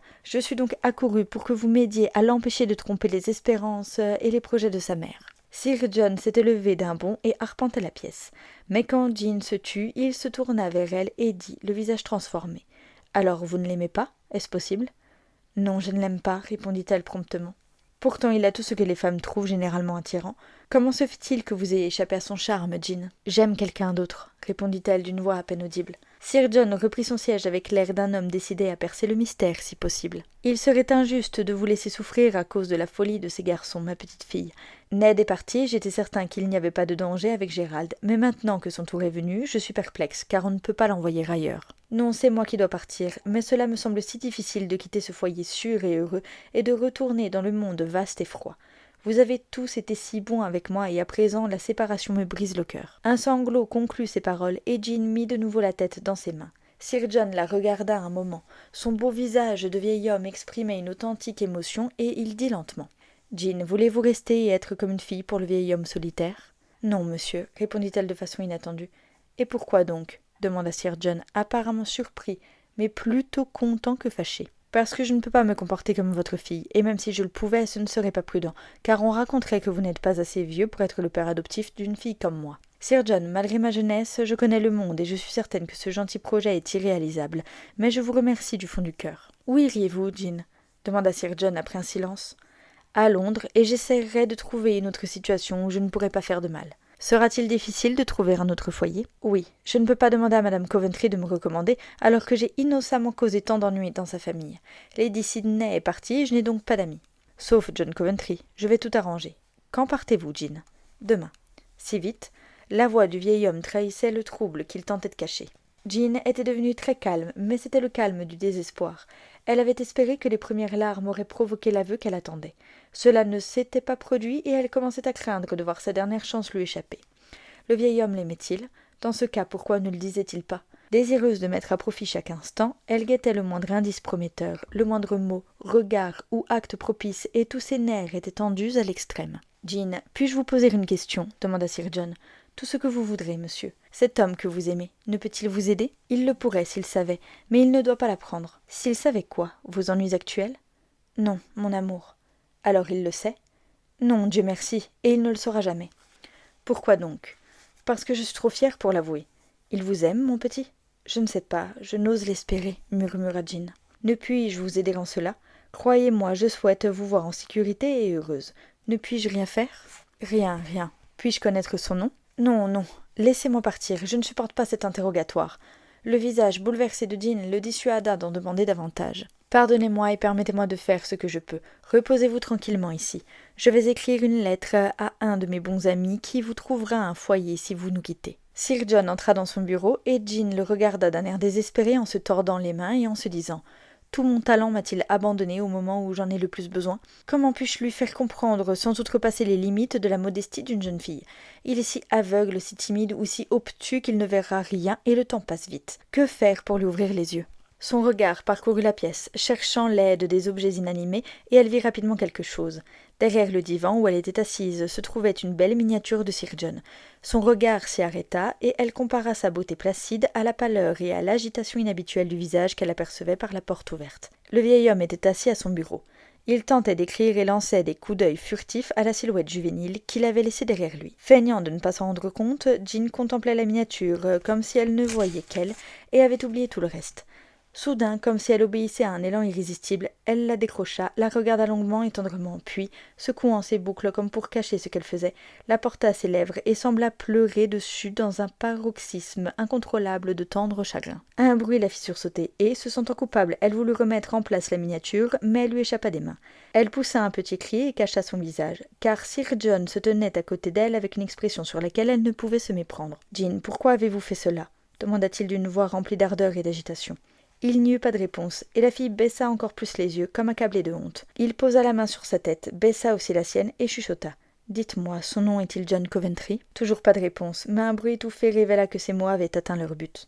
« Jean, dois-je retourner écrire la lettre, ou puis-je rester pour vous dire que le vieil homme vous aime plus que si vous étiez sa fille ?» Elle ne répondit pas, mais une petite main sortit de sous ses cheveux tombant en cascade, comme pour la retenir. Il saisit la main avec une brève exclamation, prit Jean dans ses bras et posa sa tête grise sur la tête blonde, trop heureux pour parler. Jean Muir savoura un instant son succès, puis, de crainte qu'un contretemps soudain vînt le gâcher, elle se hâta de tout assurer. Elle leva les yeux avec une timidité bien simulée et une tendresse à demi avouée et dit avec douceur « Pardonnez-moi de ne pas avoir mieux dissimulé mes sentiments. Je voulais m'en aller et ne jamais les révéler, mais vous avez été si bon que la séparation est devenue encore plus difficile. Pourquoi avez-vous posé des questions si dangereuses? Pourquoi avez-vous levé les yeux quand vous auriez dû être occupé à écrire mon renvoi? Comment aurais-je pu rêver que vous m'aimiez, Jean, alors que vous aviez refusé la seule proposition que j'osais faire? Pouvais-je être assez présomptueux pour imaginer que vous rejeteriez 2 jeunes prétendants au profit d'un vieil homme comme moi? Demanda Sir John en la caressant. Vous n'êtes pas vieux à mes yeux, mais tout ce que j'aime et que j'honore, interrompit Jean avec une trace de véritable remords, tandis que ce gentilhomme généreux et honorable lui donnait à la fois son cœur et un foyer sans avoir conscience de la tromperie. C'est moi qui suis présomptueuse, car j'ose aimer un homme tellement au-dessus de moi. Mais je ne savais pas à quel point vous m'étiez cher jusqu'à ce que je sente que je devais partir. Je ne devrais pas accepter ce bonheur. Je n'en suis pas digne et vous regretterez votre bienveillance quand le monde vous reprochera d'avoir donné un foyer à quelqu'un d'aussi pauvre, simple et humble que moi. Chut, ma chérie, je me soucie comme d'une guigne des ragots. Si vous êtes heureuse ici, on peut jaser tant qu'on veut. Je serai trop occupée à profiter du soleil de votre présence pour prendre garde à ce qui se passe autour de moi. Mais Jean, vous êtes certaine de m'aimer ? Il paraît incroyable que je puisse gagner un cœur qui est resté froid devant des hommes plus jeunes et meilleurs que moi. Cher Sir John, soyez-en assuré, je vous aime sincèrement. Je ferai de mon mieux pour être une bonne épouse et prouver que, malgré mes nombreux défauts, je possède la vertu de la gratitude. » S'il avait connu la situation désespérée dans laquelle elle se trouvait, il aurait compris ce qui lui faisait prononcer ces mots, l'intense reconnaissance qui brillait sur son visage, la réelle humilité qui la faisait se pencher pour baiser la main généreuse qu'il lui offrait tant. Durant quelques instants, elle profita et le laissa profiter paisiblement de cet heureux présent. L'inquiétude qui la dévorait, le danger qui la menaçait, se rappelèrent bientôt à elle et la contraignirent à extorquer davantage encore au cœur sans méfiance qu'elle avait conquis. « Plus besoin de l'être maintenant, » dit Sir John. Ils étaient assis côte à côte et le clair de lune estivale exaltait toute la pièce. « Vous avez trouvé un foyer pour la vie, espérons que vous y serez heureuse. »« Ce n'est pas encore le mien et j'ai l'étrange pressentiment qu'il ne le sera jamais, » répondit-elle tristement. « Pourquoi, mon petit ? Parce que j'ai un ennemi qui tentera d'anéantir ma tranquillité, d'empoisonner votre esprit et de vous monter contre moi, de me chasser de mon paradis pour que j'endure de nouveau tout ce que j'ai enduré l'année dernière. Vous voulez dire ce fou de Sydney dont vous m'avez parlé ? Oui, dès qu'il apprendra le bonheur de la pauvre petite Jean, il va se hâter de le gâcher. Il est mon destin, je ne peux lui échapper et partout où il va, mes amis m'abandonnent, car il a du pouvoir et s'en sert pour me détruire. Laissez-moi partir et me cacher avant son arrivée, car j'ai reçu vos confidences, et cela me briserait le cœur de vous voir vous défier de moi, et m'abandonner au lieu de m'aimer et de me protéger. Ma pauvre enfant, vous êtes superstitieuse. Ne vous en faites pas. Personne ne peut plus vous faire de mal, personne n'osera essayer. Quant à vous abandonner, ce ne sera bientôt plus en mon pouvoir, si on me laisse faire. Comment, cher Sir John ? Demanda Jean avec des palpitations d'intense soulagement, car la voix semblait s'aplanir devant elle. Je vais faire de vous mon épouse tout de suite, si vous le permettez. Vous serez ainsi libérée de l'amour de Gérald, protégée des persécutions de Sydney. Vous aurez un foyer sûr, et moi j'aurai le droit de vous chérir et de vous défendre avec mon cœur et ma main. Voulez-vous qu'il en soit ainsi, mon petit ? Oui, mais oh, souvenez-vous que je n'ai d'autre ami que vous. Promettez-moi d'être fidèle jusqu'au dernier, de croire en moi, de me faire confiance, de me protéger et de m'aimer en dépit de tous les malheurs, les erreurs et les folies. Je vous serai fidèle comme l'acier et je rendrai votre vie aussi heureuse qu'elle mérite de l'être. Promettons-nous tout cela maintenant et tenons nos promesses jusqu'à la fin. » Son ton solennel toucha Sir John. Lui-même trop droit et trop honorable pour soupçonner le mensonge chez les autres. Il ne voyait dans les paroles de Jean que l'élan naturel d'une fille charmante. Il prit la main qu'elle lui tendait dans les deux siennes, promit tout ce qu'elle demandait et tint cette promesse jusqu'à la fin. Elle se tut un moment, pâle, l'air absent, comme si elle fouillait dans sa tête, puis regarda en face le visage confiant au-dessus d'elle et promit ce qu'elle accomplit fidèlement au cours des années qui suivirent. « Quand voulez-vous, ma petite bien-aimée ? Je vous laisse choisir, pourvu que ce soit bientôt, de peur qu'un prétendant jeune et joyeux n'apparaisse et ne vous emmène, » dit Sir John en badinant, soucieux de chasser la sombre expression qui s'était glissée sur le visage de Jean. « Pouvez-vous garder un secret ? » demanda la fille en lui souriant, de nouveau charmante. « Mettez-moi à l'épreuve. »« Je vais le faire. » Édouard rentre dans 3 jours. Je dois être partie avant son retour. N'en parlez à personne, il veut leur faire la surprise. Et si vous m'aimez, ne parlez à personne de votre prochain mariage. Ne révélez pas que vous tenez à moi tant que je ne suis pas vraiment vôtre. Il y aura un tel émoi, tant de protestations, d'explications et de reproches que j'en serai épuisée et que je fuirai loin de vous pour échapper à l'épreuve. Si je pouvais faire un vœu, ce serait de partir demain dans un endroit tranquille et d'attendre que vous veniez me chercher. Je connais si mal ces choses que je ne saurais vous dire quand nous pourrons nous marier. Pas avant quelques semaines, je pense. Demain, si vous voulez. Une autorisation spéciale permet aux gens de se marier où et quand ils le souhaitent. Mon plan est meilleur que le vôtre. Écoutez et dites-moi s'il peut être mis à exécution. J'irai en ville demain, j'obtiendrai l'autorisation, j'inviterai mon ami le révérend Paul Fairfax à rentrer avec moi, et demain soir vous viendrez à l'heure habituelle. En présence de mes vieux domestiques fidèles, vous ferez de moi l'homme le plus heureux d'Angleterre. Cela vous convient-il, ma petite Lady Coventry ? Le plan qui semblait répondre à ses objectifs, le nom qui constituait le summum de ses ambitions, et le sentiment béni de sécurité qui montait en elle remplissaient Jean Muir d'une satisfaction si intense qu'il lui vint des larmes de véritable émotion, et le consentement heureux qu'elle donna fut le mot le plus authentique ayant franchi ses lèvres depuis des mois. Nous partirons à l'étranger ou en Écosse pour notre lune de miel, jusqu'à ce que la tempête se calme, dit Sir John, sachant bien que son mariage précipité surprendrait et offenserait tous ses proches, et souhaitant autant que Jean échapper à la première vague d'émotion. « En Écosse, s'il vous plaît, j'ai très envie de voir la maison de mon père, » dit Jean, qui redoutait de rencontrer Sydney sur le continent. Ils parlèrent encore un peu pour tout organiser. Sir John tenait tant à hâter l'événement que Jean n'avait rien d'autre à faire qu'à donner son accord immédiat à toutes ses suggestions. Une seule crainte la tracassait.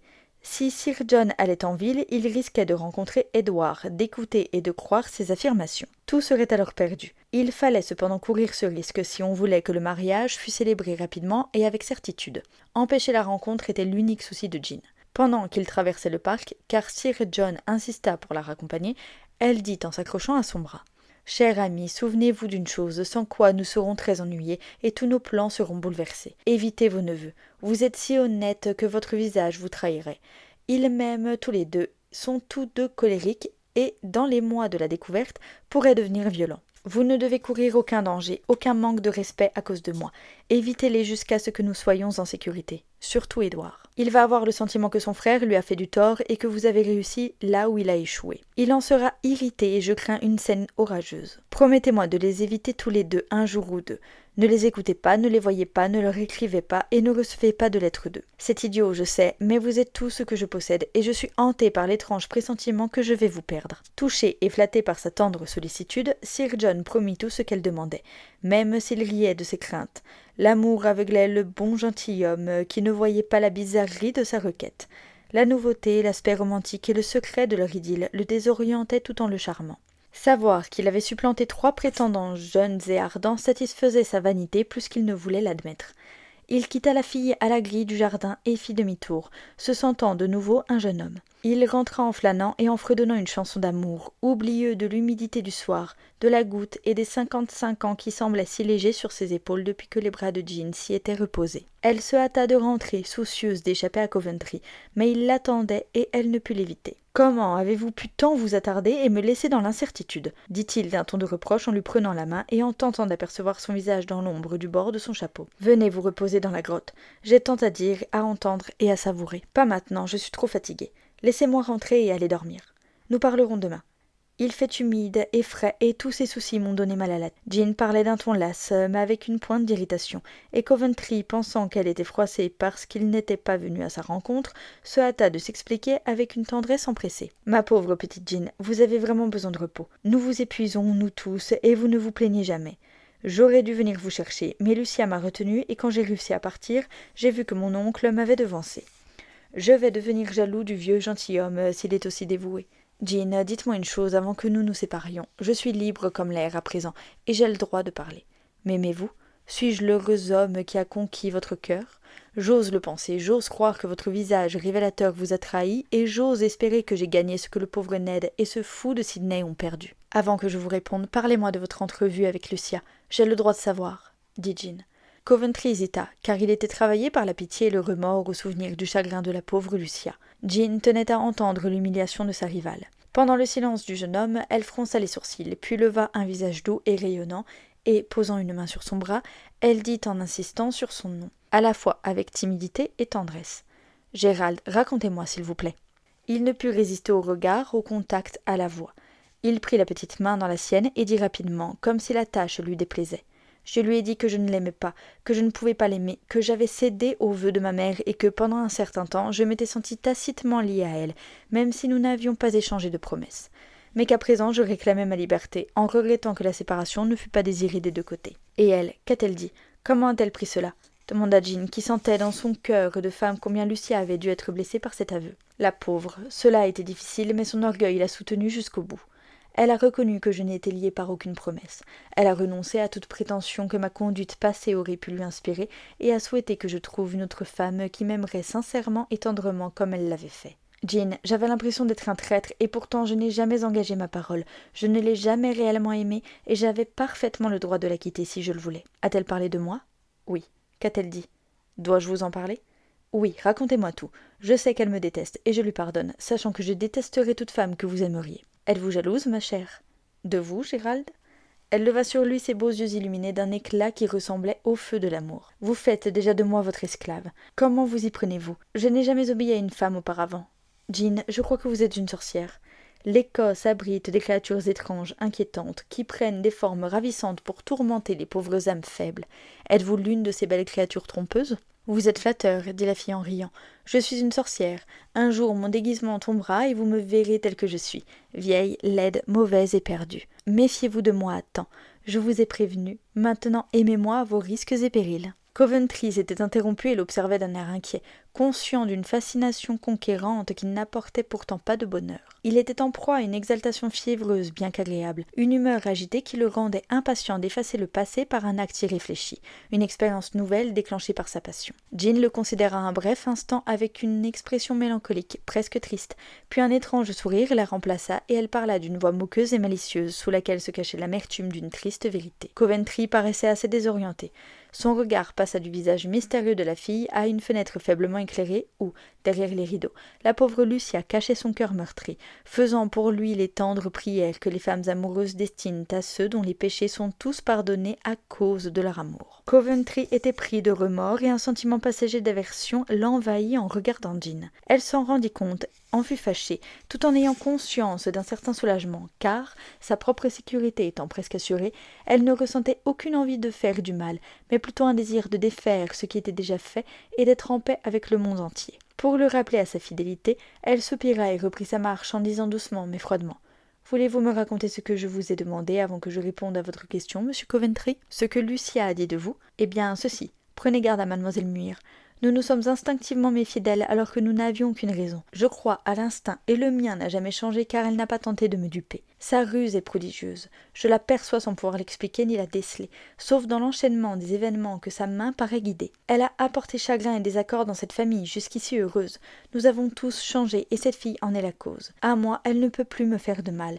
Vous, elle vous détruira si elle le peut. Prenez garde à elle à temps ou vous vous repentirez amèrement de votre engouement aveugle. Et quelle réponse lui avez-vous faite? Demanda Jean, quand les derniers mots eurent franchi à regret les lèvres de Coventry. Je lui ai dit que je vous aimais malgré moi et que je ferais de vous ma femme, quels que soient les obstacles. À présent, Jean, votre réponse? Donnez-moi 3 jours pour y réfléchir. Bonne nuit. Elle s'éloigna de lui sans bruit et disparut dans la maison. Il erra la moitié de la nuit, tourmenté par le remords, l'attente et son ancienne méfiance qui revenait quand Jean n'était pas là pour la chasser par sa ruse. Chapitre 8. Suspense.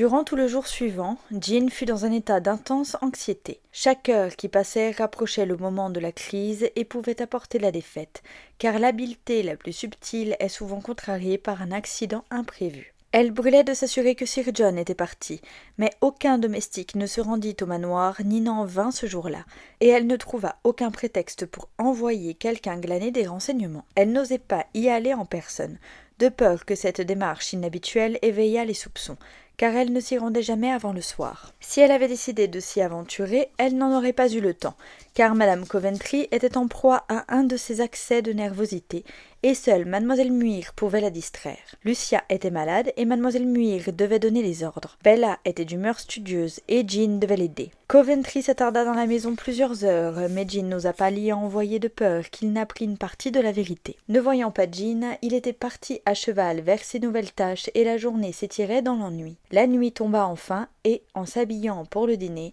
Jean se reconnut à peine dans le miroir, tant l'agitation colorait et animait son visage. En pensant au mariage qui devait avoir lieu le soir même, elle mit une robe blanche et simple et ajouta un petit bouquet de roses blanches sur son sein et dans ses cheveux. Elle portait souvent des fleurs, mais malgré son désir de paraître telle qu'à l'accoutumée, les premiers mots de Bella, lorsqu'elle entra au salon, furent « Vraiment, Jean, vous avez l'air d'une jeune mariée. Il ne vous manque que le voile et les gants. Tu oublies un autre détail, Bella ?» dit Gérald, dont le visage s'illumina lorsqu'il posa les yeux sur Mademoiselle Muir. « Et quoi donc ?» demanda sa sœur. « Un jeune marié ?» Bella regarda Jean pour voir comment elle prenait ces mots, mais elle avait l'air parfaitement calme, et, avec un de ses brusques sourires, elle se contenta de dire « Ce détail viendra certainement en temps voulu.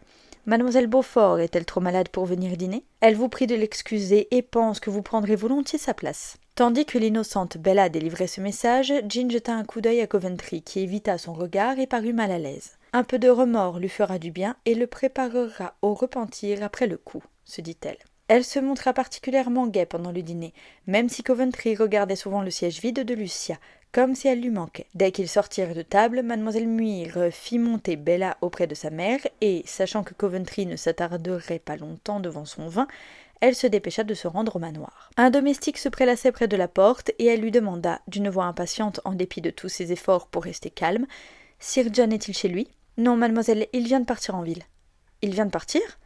Que voulez-vous dire ?» s'écria Jean, la surprise de son départ tardif lui faisant oublier le soulagement d'apprendre qu'il était bien parti. « Il est parti il y a une demi-heure, par le dernier train, mademoiselle. Je croyais qu'il était parti tôt ce matin. Il m'avait dit qu'il serait de retour ce soir. Je pense que c'était son intention, mais il a été retardé par des visites. Le régisseur est venu pour affaires, et tout un tas de messieurs lui ont rendu visite. Sir John n'a donc pas pu partir avant ce soir, alors qu'il n'était pas en état car il était fatigué et loin d'être bien. Croyez-vous qu'il va tomber malade ? En donnait-il l'impression ? Un frisson de peur la secoua à l'idée que la mort pût lui ravir son butin. Eh bien, vous savez, mademoiselle, se hâter est toujours mauvais pour les hommes d'un certain âge ayant une tendance à l'apoplexie. Sir John était soucieux toute la journée et pas dans son assiette. Je voulais qu'il emmène son valet de chambre, mais il a refusé et il est parti, le visage rouge et l'air agité. Je me fais du souci pour lui car je sais qu'il se passe quelque chose pour qu'il s'en aille ainsi en hâte. Quand rentre-t-il, Ralph ? Demain midi, s'il le peut. Demain soir, c'est certain. C'est ce qu'il m'a demandé de dire si quelqu'un venait. N'a-t-il laissé ni mot, ni message pour mademoiselle Coventry ou quelqu'un de la famille ? Non, mademoiselle, rien. Merci. Jean rentra. Elle passa une nuit agitée et se leva pour affronter de nouveau le suspense. La matinée lui parut interminable, mais midi arriva enfin, et sous prétexte d'aller chercher un peu de fraîcheur dans la grotte, Jean s'esquiva et monta sur une butte d'où elle voyait la grille menant au parc du manoir. Elle la surveilla pendant de longues heures et personne n'entra. Au moment où elle allait partir, un cavalier franchit précipitamment la grille et s'approcha du manoir au galop. Poussée par le désir incontrôlable de savoir ce qui se passait, elle courut à sa rencontre, certaine qu'il apportait de mauvaises nouvelles. En l'apercevant, le jeune employé de la gare tira sur les rênes, l'air troublé et indécis. « Est-il arrivé quelque chose ?» cria-t-elle à bout de souffle. « Un terrible accident de chemin de fer, de l'autre côté de Croydon. On nous a télégraphié la nouvelle il y a une demi-heure, » répondit l'homme en essuyant son visage en sueur. « Le train de midi ? Sir John était-il dedans ? Vite, dites-moi tout. C'est bien ce train, mademoiselle, mais on ne sait pas si Sir John était dedans, car le chef de train a été tué et la confusion est telle qu'on ne peut rien savoir. Ils sont en train de dégager les morts et les blessés. On nous a dit que Sir John était attendu et je suis venu prévenir M. Coventry, pensant qu'il voudrait aller voir. Un train part dans 15 minutes. Où puis-je le trouver? On m'a dit qu'il était au manoir. Allez-y, et essayez de le trouver là-bas. Je cours à la maison voir s'il y est. Ne perdez pas de temps. Dépêchez-vous, dépêchez-vous. Jean fit demi-tour et partit en courant comme une biche, tandis que l'homme prenait l'allée au galop pour prévenir le manoir. Coventry s'y trouvait et il partit immédiatement, laissant le manoir et la maison dans la consternation. De crainte de trahir la terrible angoisse qu'elle ressentait, Jean s'enferma dans sa chambre et vécut un indicible supplice pendant que la journée s'écoulait sans nouvelles. À la nuit tombée, un cri soudain retentit dans la maison et Jean descendit en hâte pour en connaître la cause. Bella était dans le vestibule, une lettre à la main, et un groupe de domestiques en émoi tournait autour d'elle. « Qu'y a-t-il » demanda mademoiselle Muir, pâle et posée, bien que le cœur lui manquât en reconnaissant l'écriture de Gérald.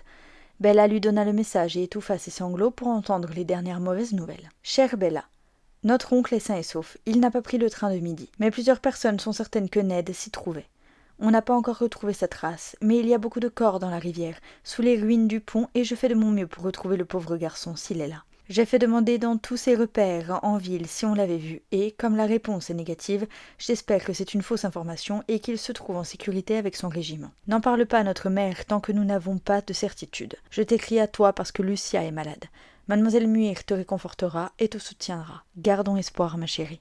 Affectueusement, J.C. Ceux qui regardaient mademoiselle Muir lire ces mots s'interrogèrent sur les expressions étranges qui se succédèrent sur son visage, car la joie apparue en apprenant que Sir John était sain et sauf ne se changea ni en chagrin ni en horreur face au possible destin d'Édouard. Le sourire disparut de ses lèvres, mais sa voix ne trembla pas, et dans ses yeux baissés brillait une lueur inexplicable de triomphe. Rien d'étonnant à cela, car si la nouvelle était vraie, le danger qui la menaçait était écarté pour un moment et le mariage pourrait avoir lieu autrement que dans une précipitation désespérée. Cet événement, à la fois triste et soudain, lui semblait l'accomplissement mystérieux d'un vœu secret, et bien que très surprise, elle n'était pas démontée mais réconfortée car le sort paraissait favoriser ses desseins. Elle consola Bella, prit la tête de la maison en émoi et cacha les rumeurs à madame Coventry tout au long de cette épouvantable soirée. À l'aube, Gérald revint épuisé et sans nouvelles du disparu. Il avait télégraphié à l'état-major du régiment et reçut une réponse disant qu'Édouard était parti pour Londres la veille, avec l'intention d'aller chez lui avant de rentrer. Sa présence à la gare de Londres était également établie, mais on ne savait pas s'il avait pris le train de midi. On fouillait les ruines et le corps pouvait encore être retrouvé. Sir John rentre-t-il à midi ? Demanda Jean, alors qu'ils étaient assis tous les trois dans le silence rosé de l'aube, tentant de garder espoir malgré tout. Non, le jeune Gower, qui vient de rentrer, m'a dit qu'il avait été malade et n'avait donc pas pu terminer ce qu'il avait à faire. Je lui ai fait dire d'attendre jusqu'à ce soir, car le pont ne sera pas praticable avant. Je vais essayer de me reposer une heure. J'ai travaillé toute la nuit et je n'ai plus de force. Appelez-moi dès qu'un messager arrivera. À ces mots, Coventry alla dans sa chambre et Bella le suivit pour s'occuper de lui. Jean erra dans la maison et le domaine, incapable de se reposer. La matinée était bien entamée quand le messager arriva. Jean alla aux nouvelles. L'espoir atroce toujours tapis dans son cœur. « L'a-t-on trouvé » demanda-t-elle calmement à l'homme qui hésitait à parler. « Oui, madame. » « Êtes-vous certain ?»« J'en suis certain, madame, même si quelques-uns ne veulent pas l'affirmer tant que M. Coventry n'est pas venu voir. »« Est-il en vie ?» Les lèvres blanches de Jean tremblèrent quand elle posa la question. « Oh non, madame, ça n'aurait pas été possible sous toutes ces pierres et cette eau. Le pauvre jeune homme est tellement mouillé, écrasé et déchiqueté que personne n'aurait pu le reconnaître sans l'uniforme et la main blanche avec la bague. » Jean s'assit, très pâle, et l'homme décrivit la découverte du pauvre corps fracassé. Coventry arriva quand il terminait, et avec une expression à la fois de remords, de honte et de chagrin, le frère aîné partit chercher le frère cadet pour le ramener à la maison. Jean se glissa dans le jardin comme si elle était coupable, tentant de dissimuler la satisfaction qui luttait avec la pitié naturelle féminine, car c'était une fin bien triste pour cet homme jeune et vaillant. « Pourquoi gaspiller des larmes ou feindre le chagrin alors que je devrais être heureuse » murmura-t-elle, en faisant les 100 pas sur la terrasse. « Le pauvre garçon ne souffre plus et je suis hors de danger. » Elle n'alla pas plus loin, car en se retournant, elle se trouva nez à nez avec Édouard. Sans la moindre trace d'accident sur ses vêtements et sa personne, mais vigoureux et robuste comme toujours. Il était debout et la regardait, le mépris et la compassion se mêlant sur son visage. Comme pétrifiée, elle resta immobile, les yeux ronds, le souffle coupé et les joues blêmes. Il ne parla pas, mais l'observa en silence. Elle tendit une main tremblante, comme pour s'assurer en le touchant qu'il était vraiment là. Il recula, et, comme si l'acte était aussi convaincant que les mots, elle dit lentement « On m'a dit que vous étiez mort. » Et vous étiez contente de le croire. Non, c'était mon camarade, le jeune Courtenay, qui vous a tous trompés sans le vouloir et qui a perdu la vie comme je l'aurais fait si je ne m'étais rendue à Ascot après l'avoir accompagné à la gare hier. « À Ascot ?» répéta Jean avec un mouvement de recul car Édouard la regardait et sa voix était sévère et froide. « Oui, vous connaissez la ville. J'y suis allée pour me renseigner à votre sujet et j'ai obtenu satisfaction. Pourquoi êtes-vous encore là? Les 3 jours ne sont pas encore écoulés. Je vous rappelle votre promesse. Je serai parti avant la nuit. Jusque-là, vous garderez le silence si vous avez assez d'honneur pour tenir parole. J'ai assez d'honneur. Édouard sortit sa montre et, en la rangeant, dit avec une froide précision. Il est 2 heures. Le train pour Londres part à 6h30.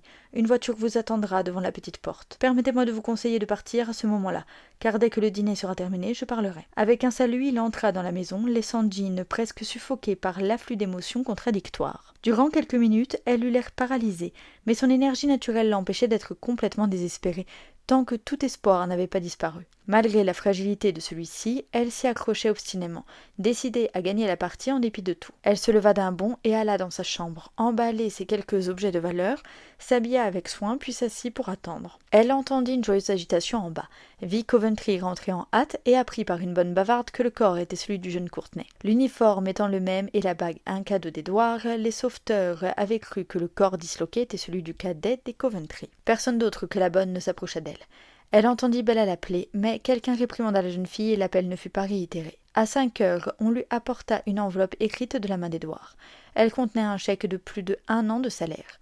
Aucun message n'accompagnait ce présent, mais sa générosité la toucha car il restait à Jean Muir des vestiges d'une nature jadis honnête et, malgré sa fausseté, elle était encore capable d'admirer la magnanimité et de respecter la vertu.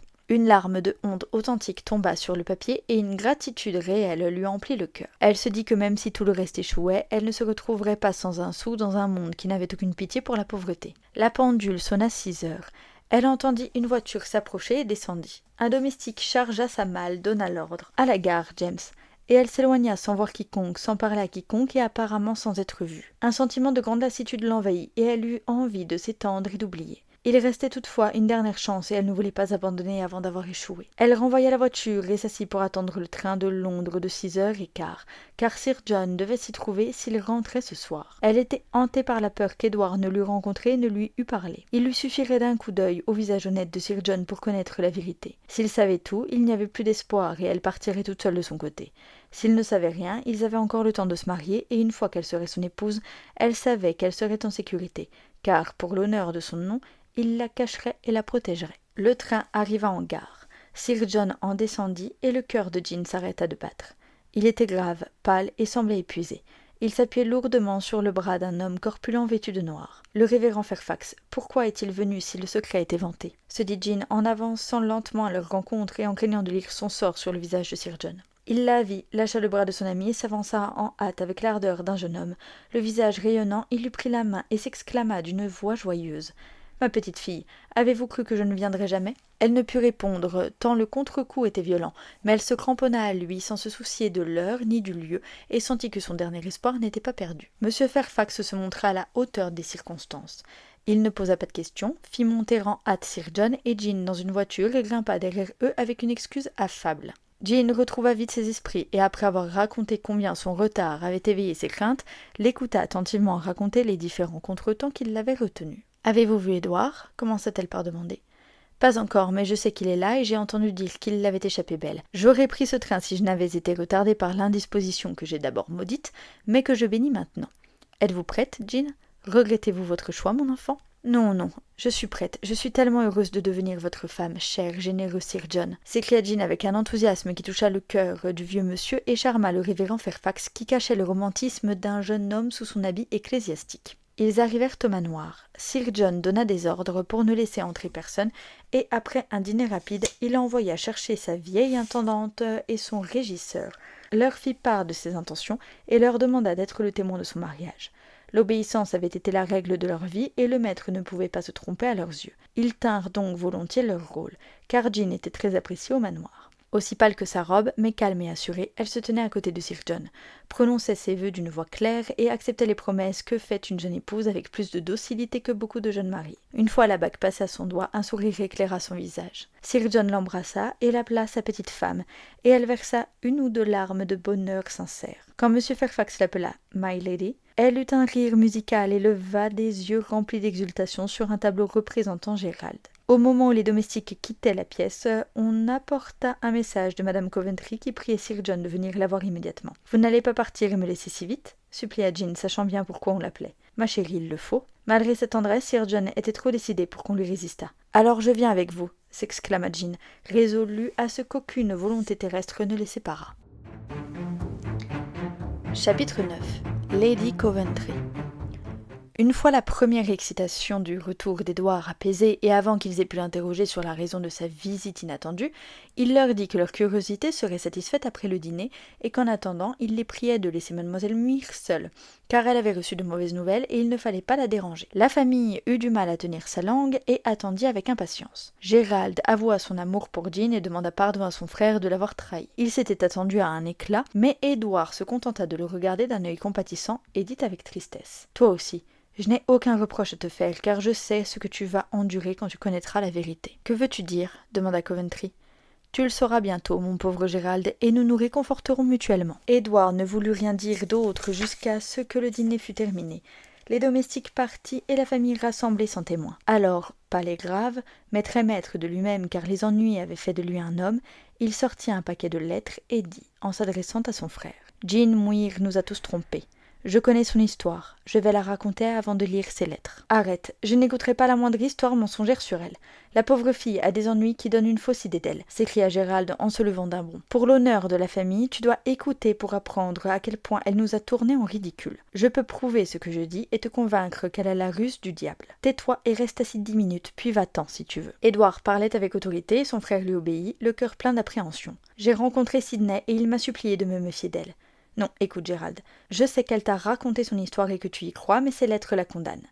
Elle a tenté de séduire Sidney comme elle nous a séduits et a failli réussir à l'amener à l'épouser. Bien qu'imprudent et impétueux, il demeure un gentilhomme et, quand un mot inconsidéré de sa part a éveillé ses soupçons, il a refusé de faire d'elle sa femme. Une scène orageuse a éclaté et, espérant l'intimider, elle a feint de se poignarder, comme si elle était désespérée. Elle s'est réellement blessée, mais n'a pas réussi à avoir gain de cause, et elle a insisté pour aller mourir à l'hôpital. Lady Sidney, bonne et naïve, a cru la version de la fille, a pensé que son fils avait tort, et, une fois celui-ci parti, elle a essayé de réparer sa faute en trouvant un autre foyer à Jean Muir. Elle croyait que Gérald devait bientôt épouser Lucia, et que j'étais partie.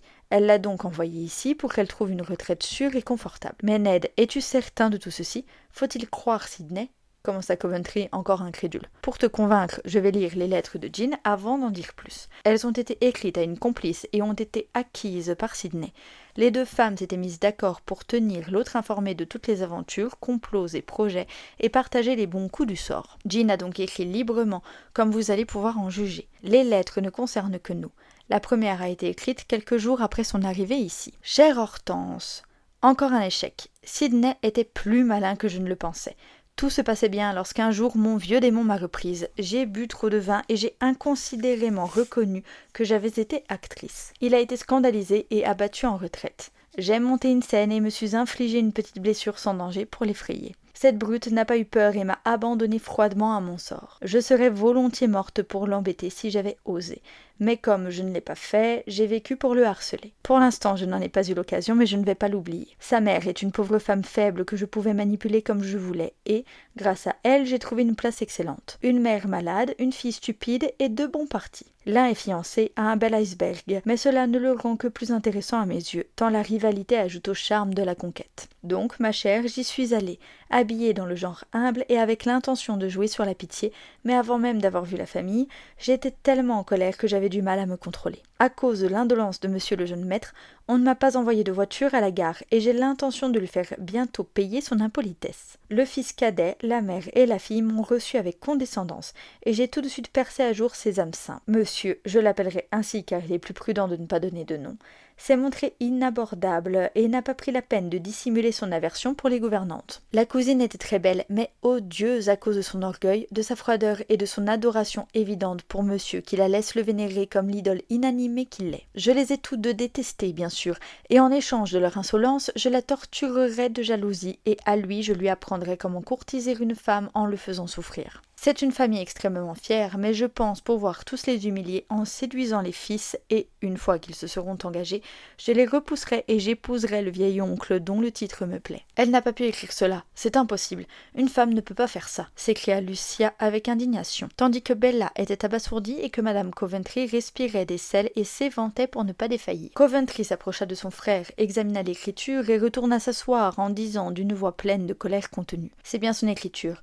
J'ai posté moi-même certaines de ces lettres. continue Ned. Je me suis rendu utile et agréable auprès de ceux qui étaient aimables, et j'ai surpris la conversation des amoureux. Elle ne m'a pas plu, alors je me suis évanouie pour l'interrompre et susciter l'intérêt du couple agaçant. J'ai cru réussir, mais monsieur a eu des doutes et me l'a montré. J'ai oublié mon rôle humble et l'ai gratifié d'un regard théâtral. L'effet était positif et je recommencerai. Cet homme vaut la peine d'être conquis, mais je préfère le titre, et comme l'oncle est un gentilhomme beau et robuste, je ne peux pas attendre sa mort, même si monsieur est tout à fait charmant, avec sa langueur élégante et son cœur si profondément endormi qu'aucune femme n'a encore eu le pouvoir de l'éveiller. J'ai raconté mon histoire et ils l'ont cru, bien que j'ai eu l'audace de dire que j'avais 19 ans, de parler écossais et d'avouer timidement que Sydney voulait m'épouser. Monsieur connaît S et soupçonne manifestement quelque chose.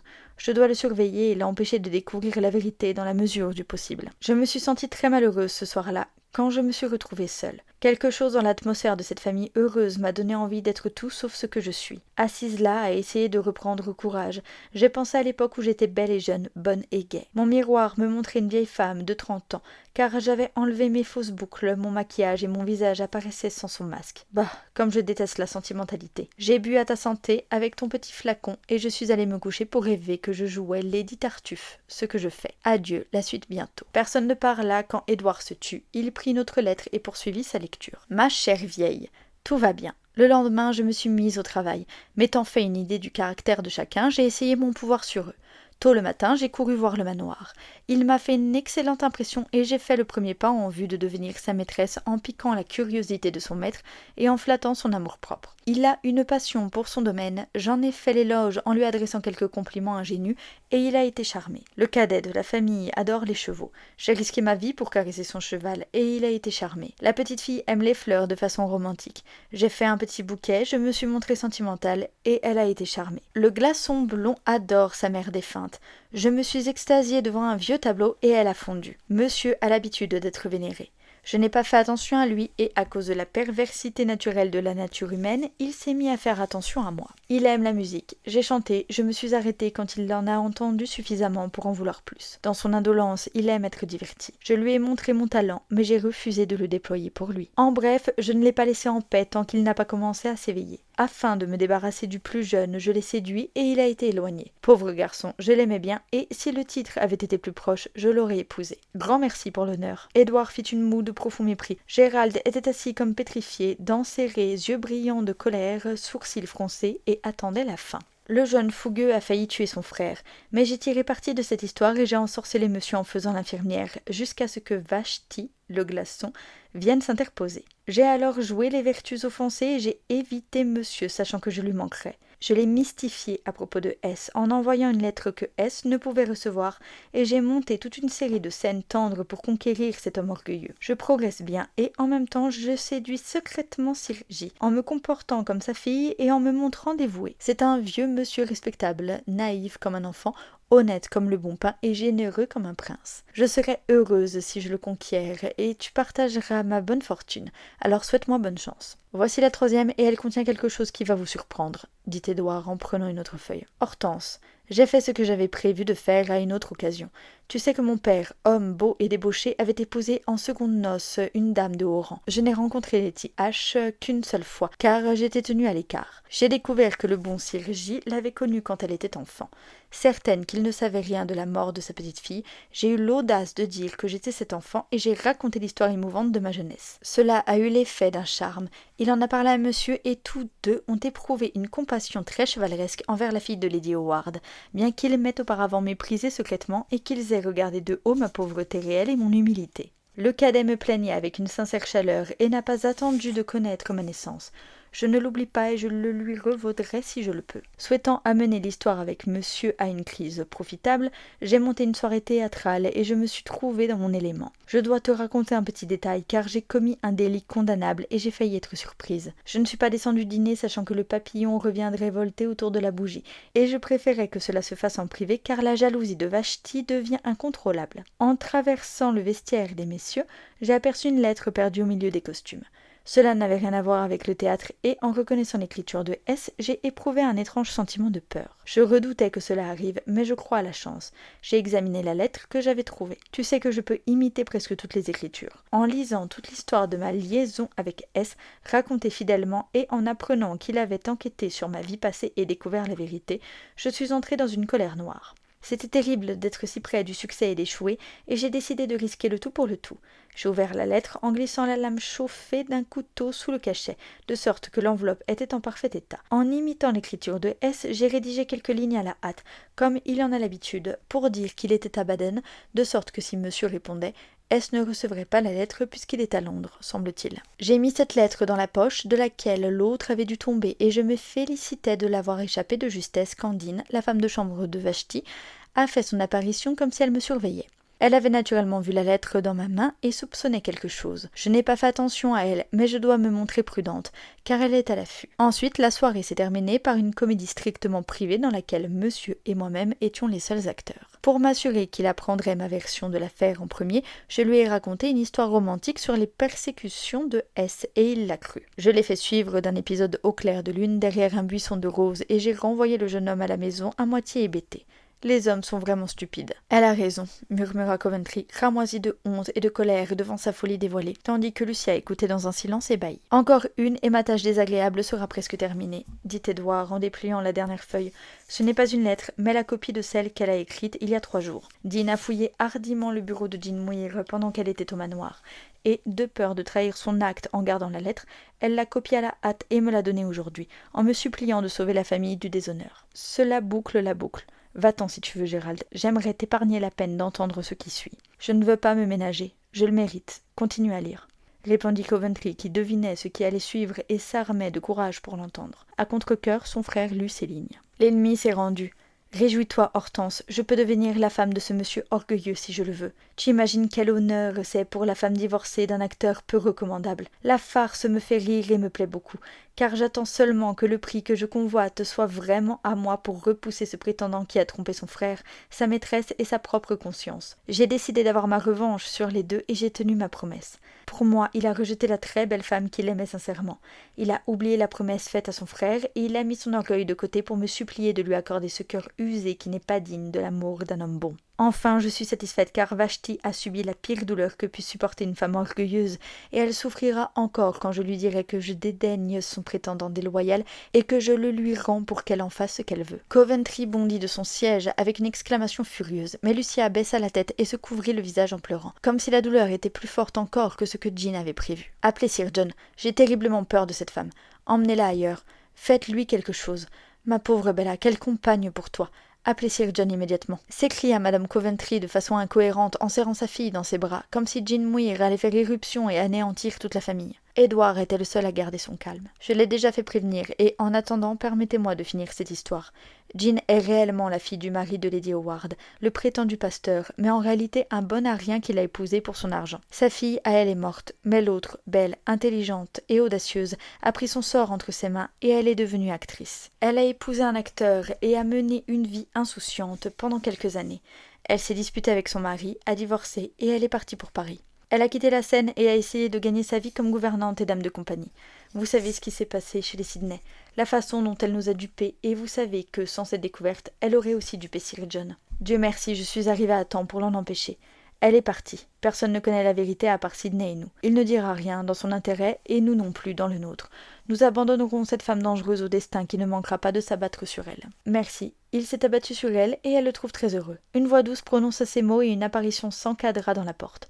Tous sursautèrent et eurent un mouvement de recul frappé de stupeur. Jean Muir s'appuyait au bras de Sir John. « Comment osez-vous revenir » commença Édouard en perdant le sang-froid qu'il avait gardé si longtemps. « Comment osez-vous nous insulter en revenant, vous réjouir du mal que vous avez fait ? Mon oncle, vous ne savez pas qui est cette femme. »« Chut, mon garçon, je n'écouterai pas un mot, à moins que vous ne vous souveniez où vous êtes, » dit Sir John avec un geste autoritaire. « Rappelez-vous votre promesse. Aimez-moi, pardonnez-moi, protégez-moi et n'écoutez pas leurs accusations. » chuchota Jean, dont l'œil vif avait repéré les lettres. « Je n'y manquerai pas. Ne craignez rien, mon enfant, » répondit-il. Il l'attira contre lui en prenant sa place habituelle près de la cheminée où un feu brûlait toujours quand Madame Coventry était en bas. Gérald arpentait la pièce avec agitation et finit par s'immobiliser derrière le fauteuil de Lucia, comme pour la protéger d'un affront. Bella se cramponnait à sa mère.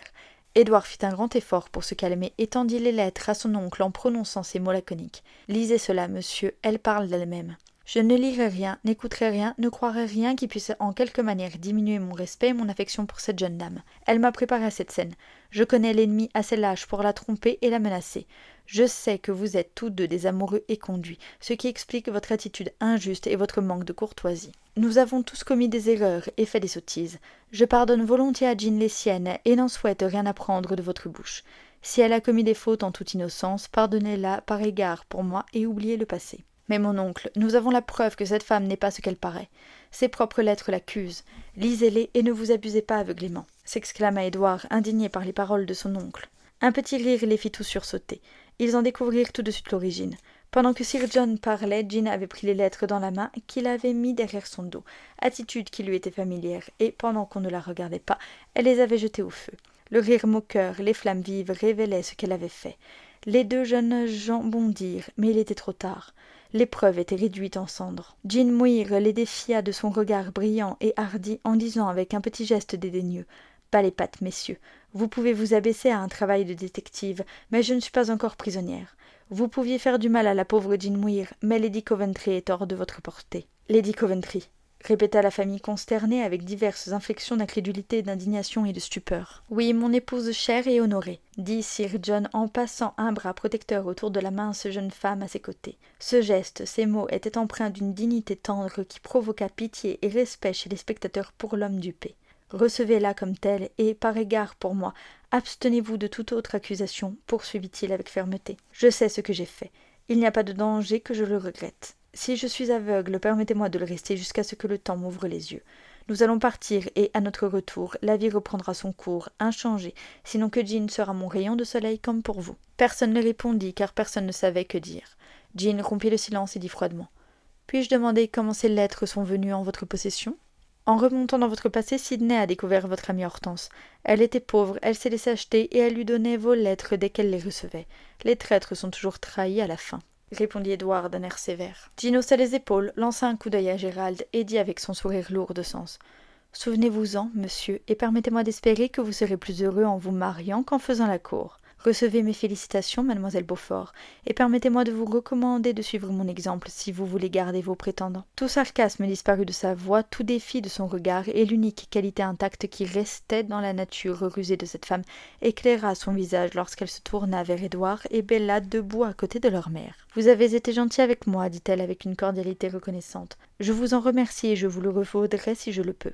Devant vous, je reconnais que je ne suis pas digne d'être l'épouse de cet homme bon, et, devant vous, je promets solennellement de consacrer ma vie à son bonheur.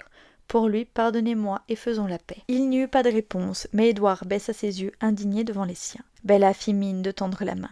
Madame Coventry sanglotait, comme si le regret se mêlait à son ressentiment. Jean semblait ne pas attendre de démonstration d'amitié, comprendre qu'il se taisait par égard pour Sir John, pas pour elle, et accepter leur mépris comme un juste châtiment. « Venez, mon amour, et oubliez tout cela, » dit son mari en agitant la sonnette, pressé de partir. La voiture de Lady Coventry. Lorsqu'il donna cet ordre, un sourire éclaira le visage de Jean, car ces mots lui assuraient qu'elle avait gagné la partie. Elle s'arrêta un instant sur le seuil avant de disparaître, regarda derrière elle, et, en lançant à Gérald l'étrange regard dont il se souvenait si bien, elle dit d'une voix mordante. « La dernière scène n'est-elle pas meilleure que la première ?»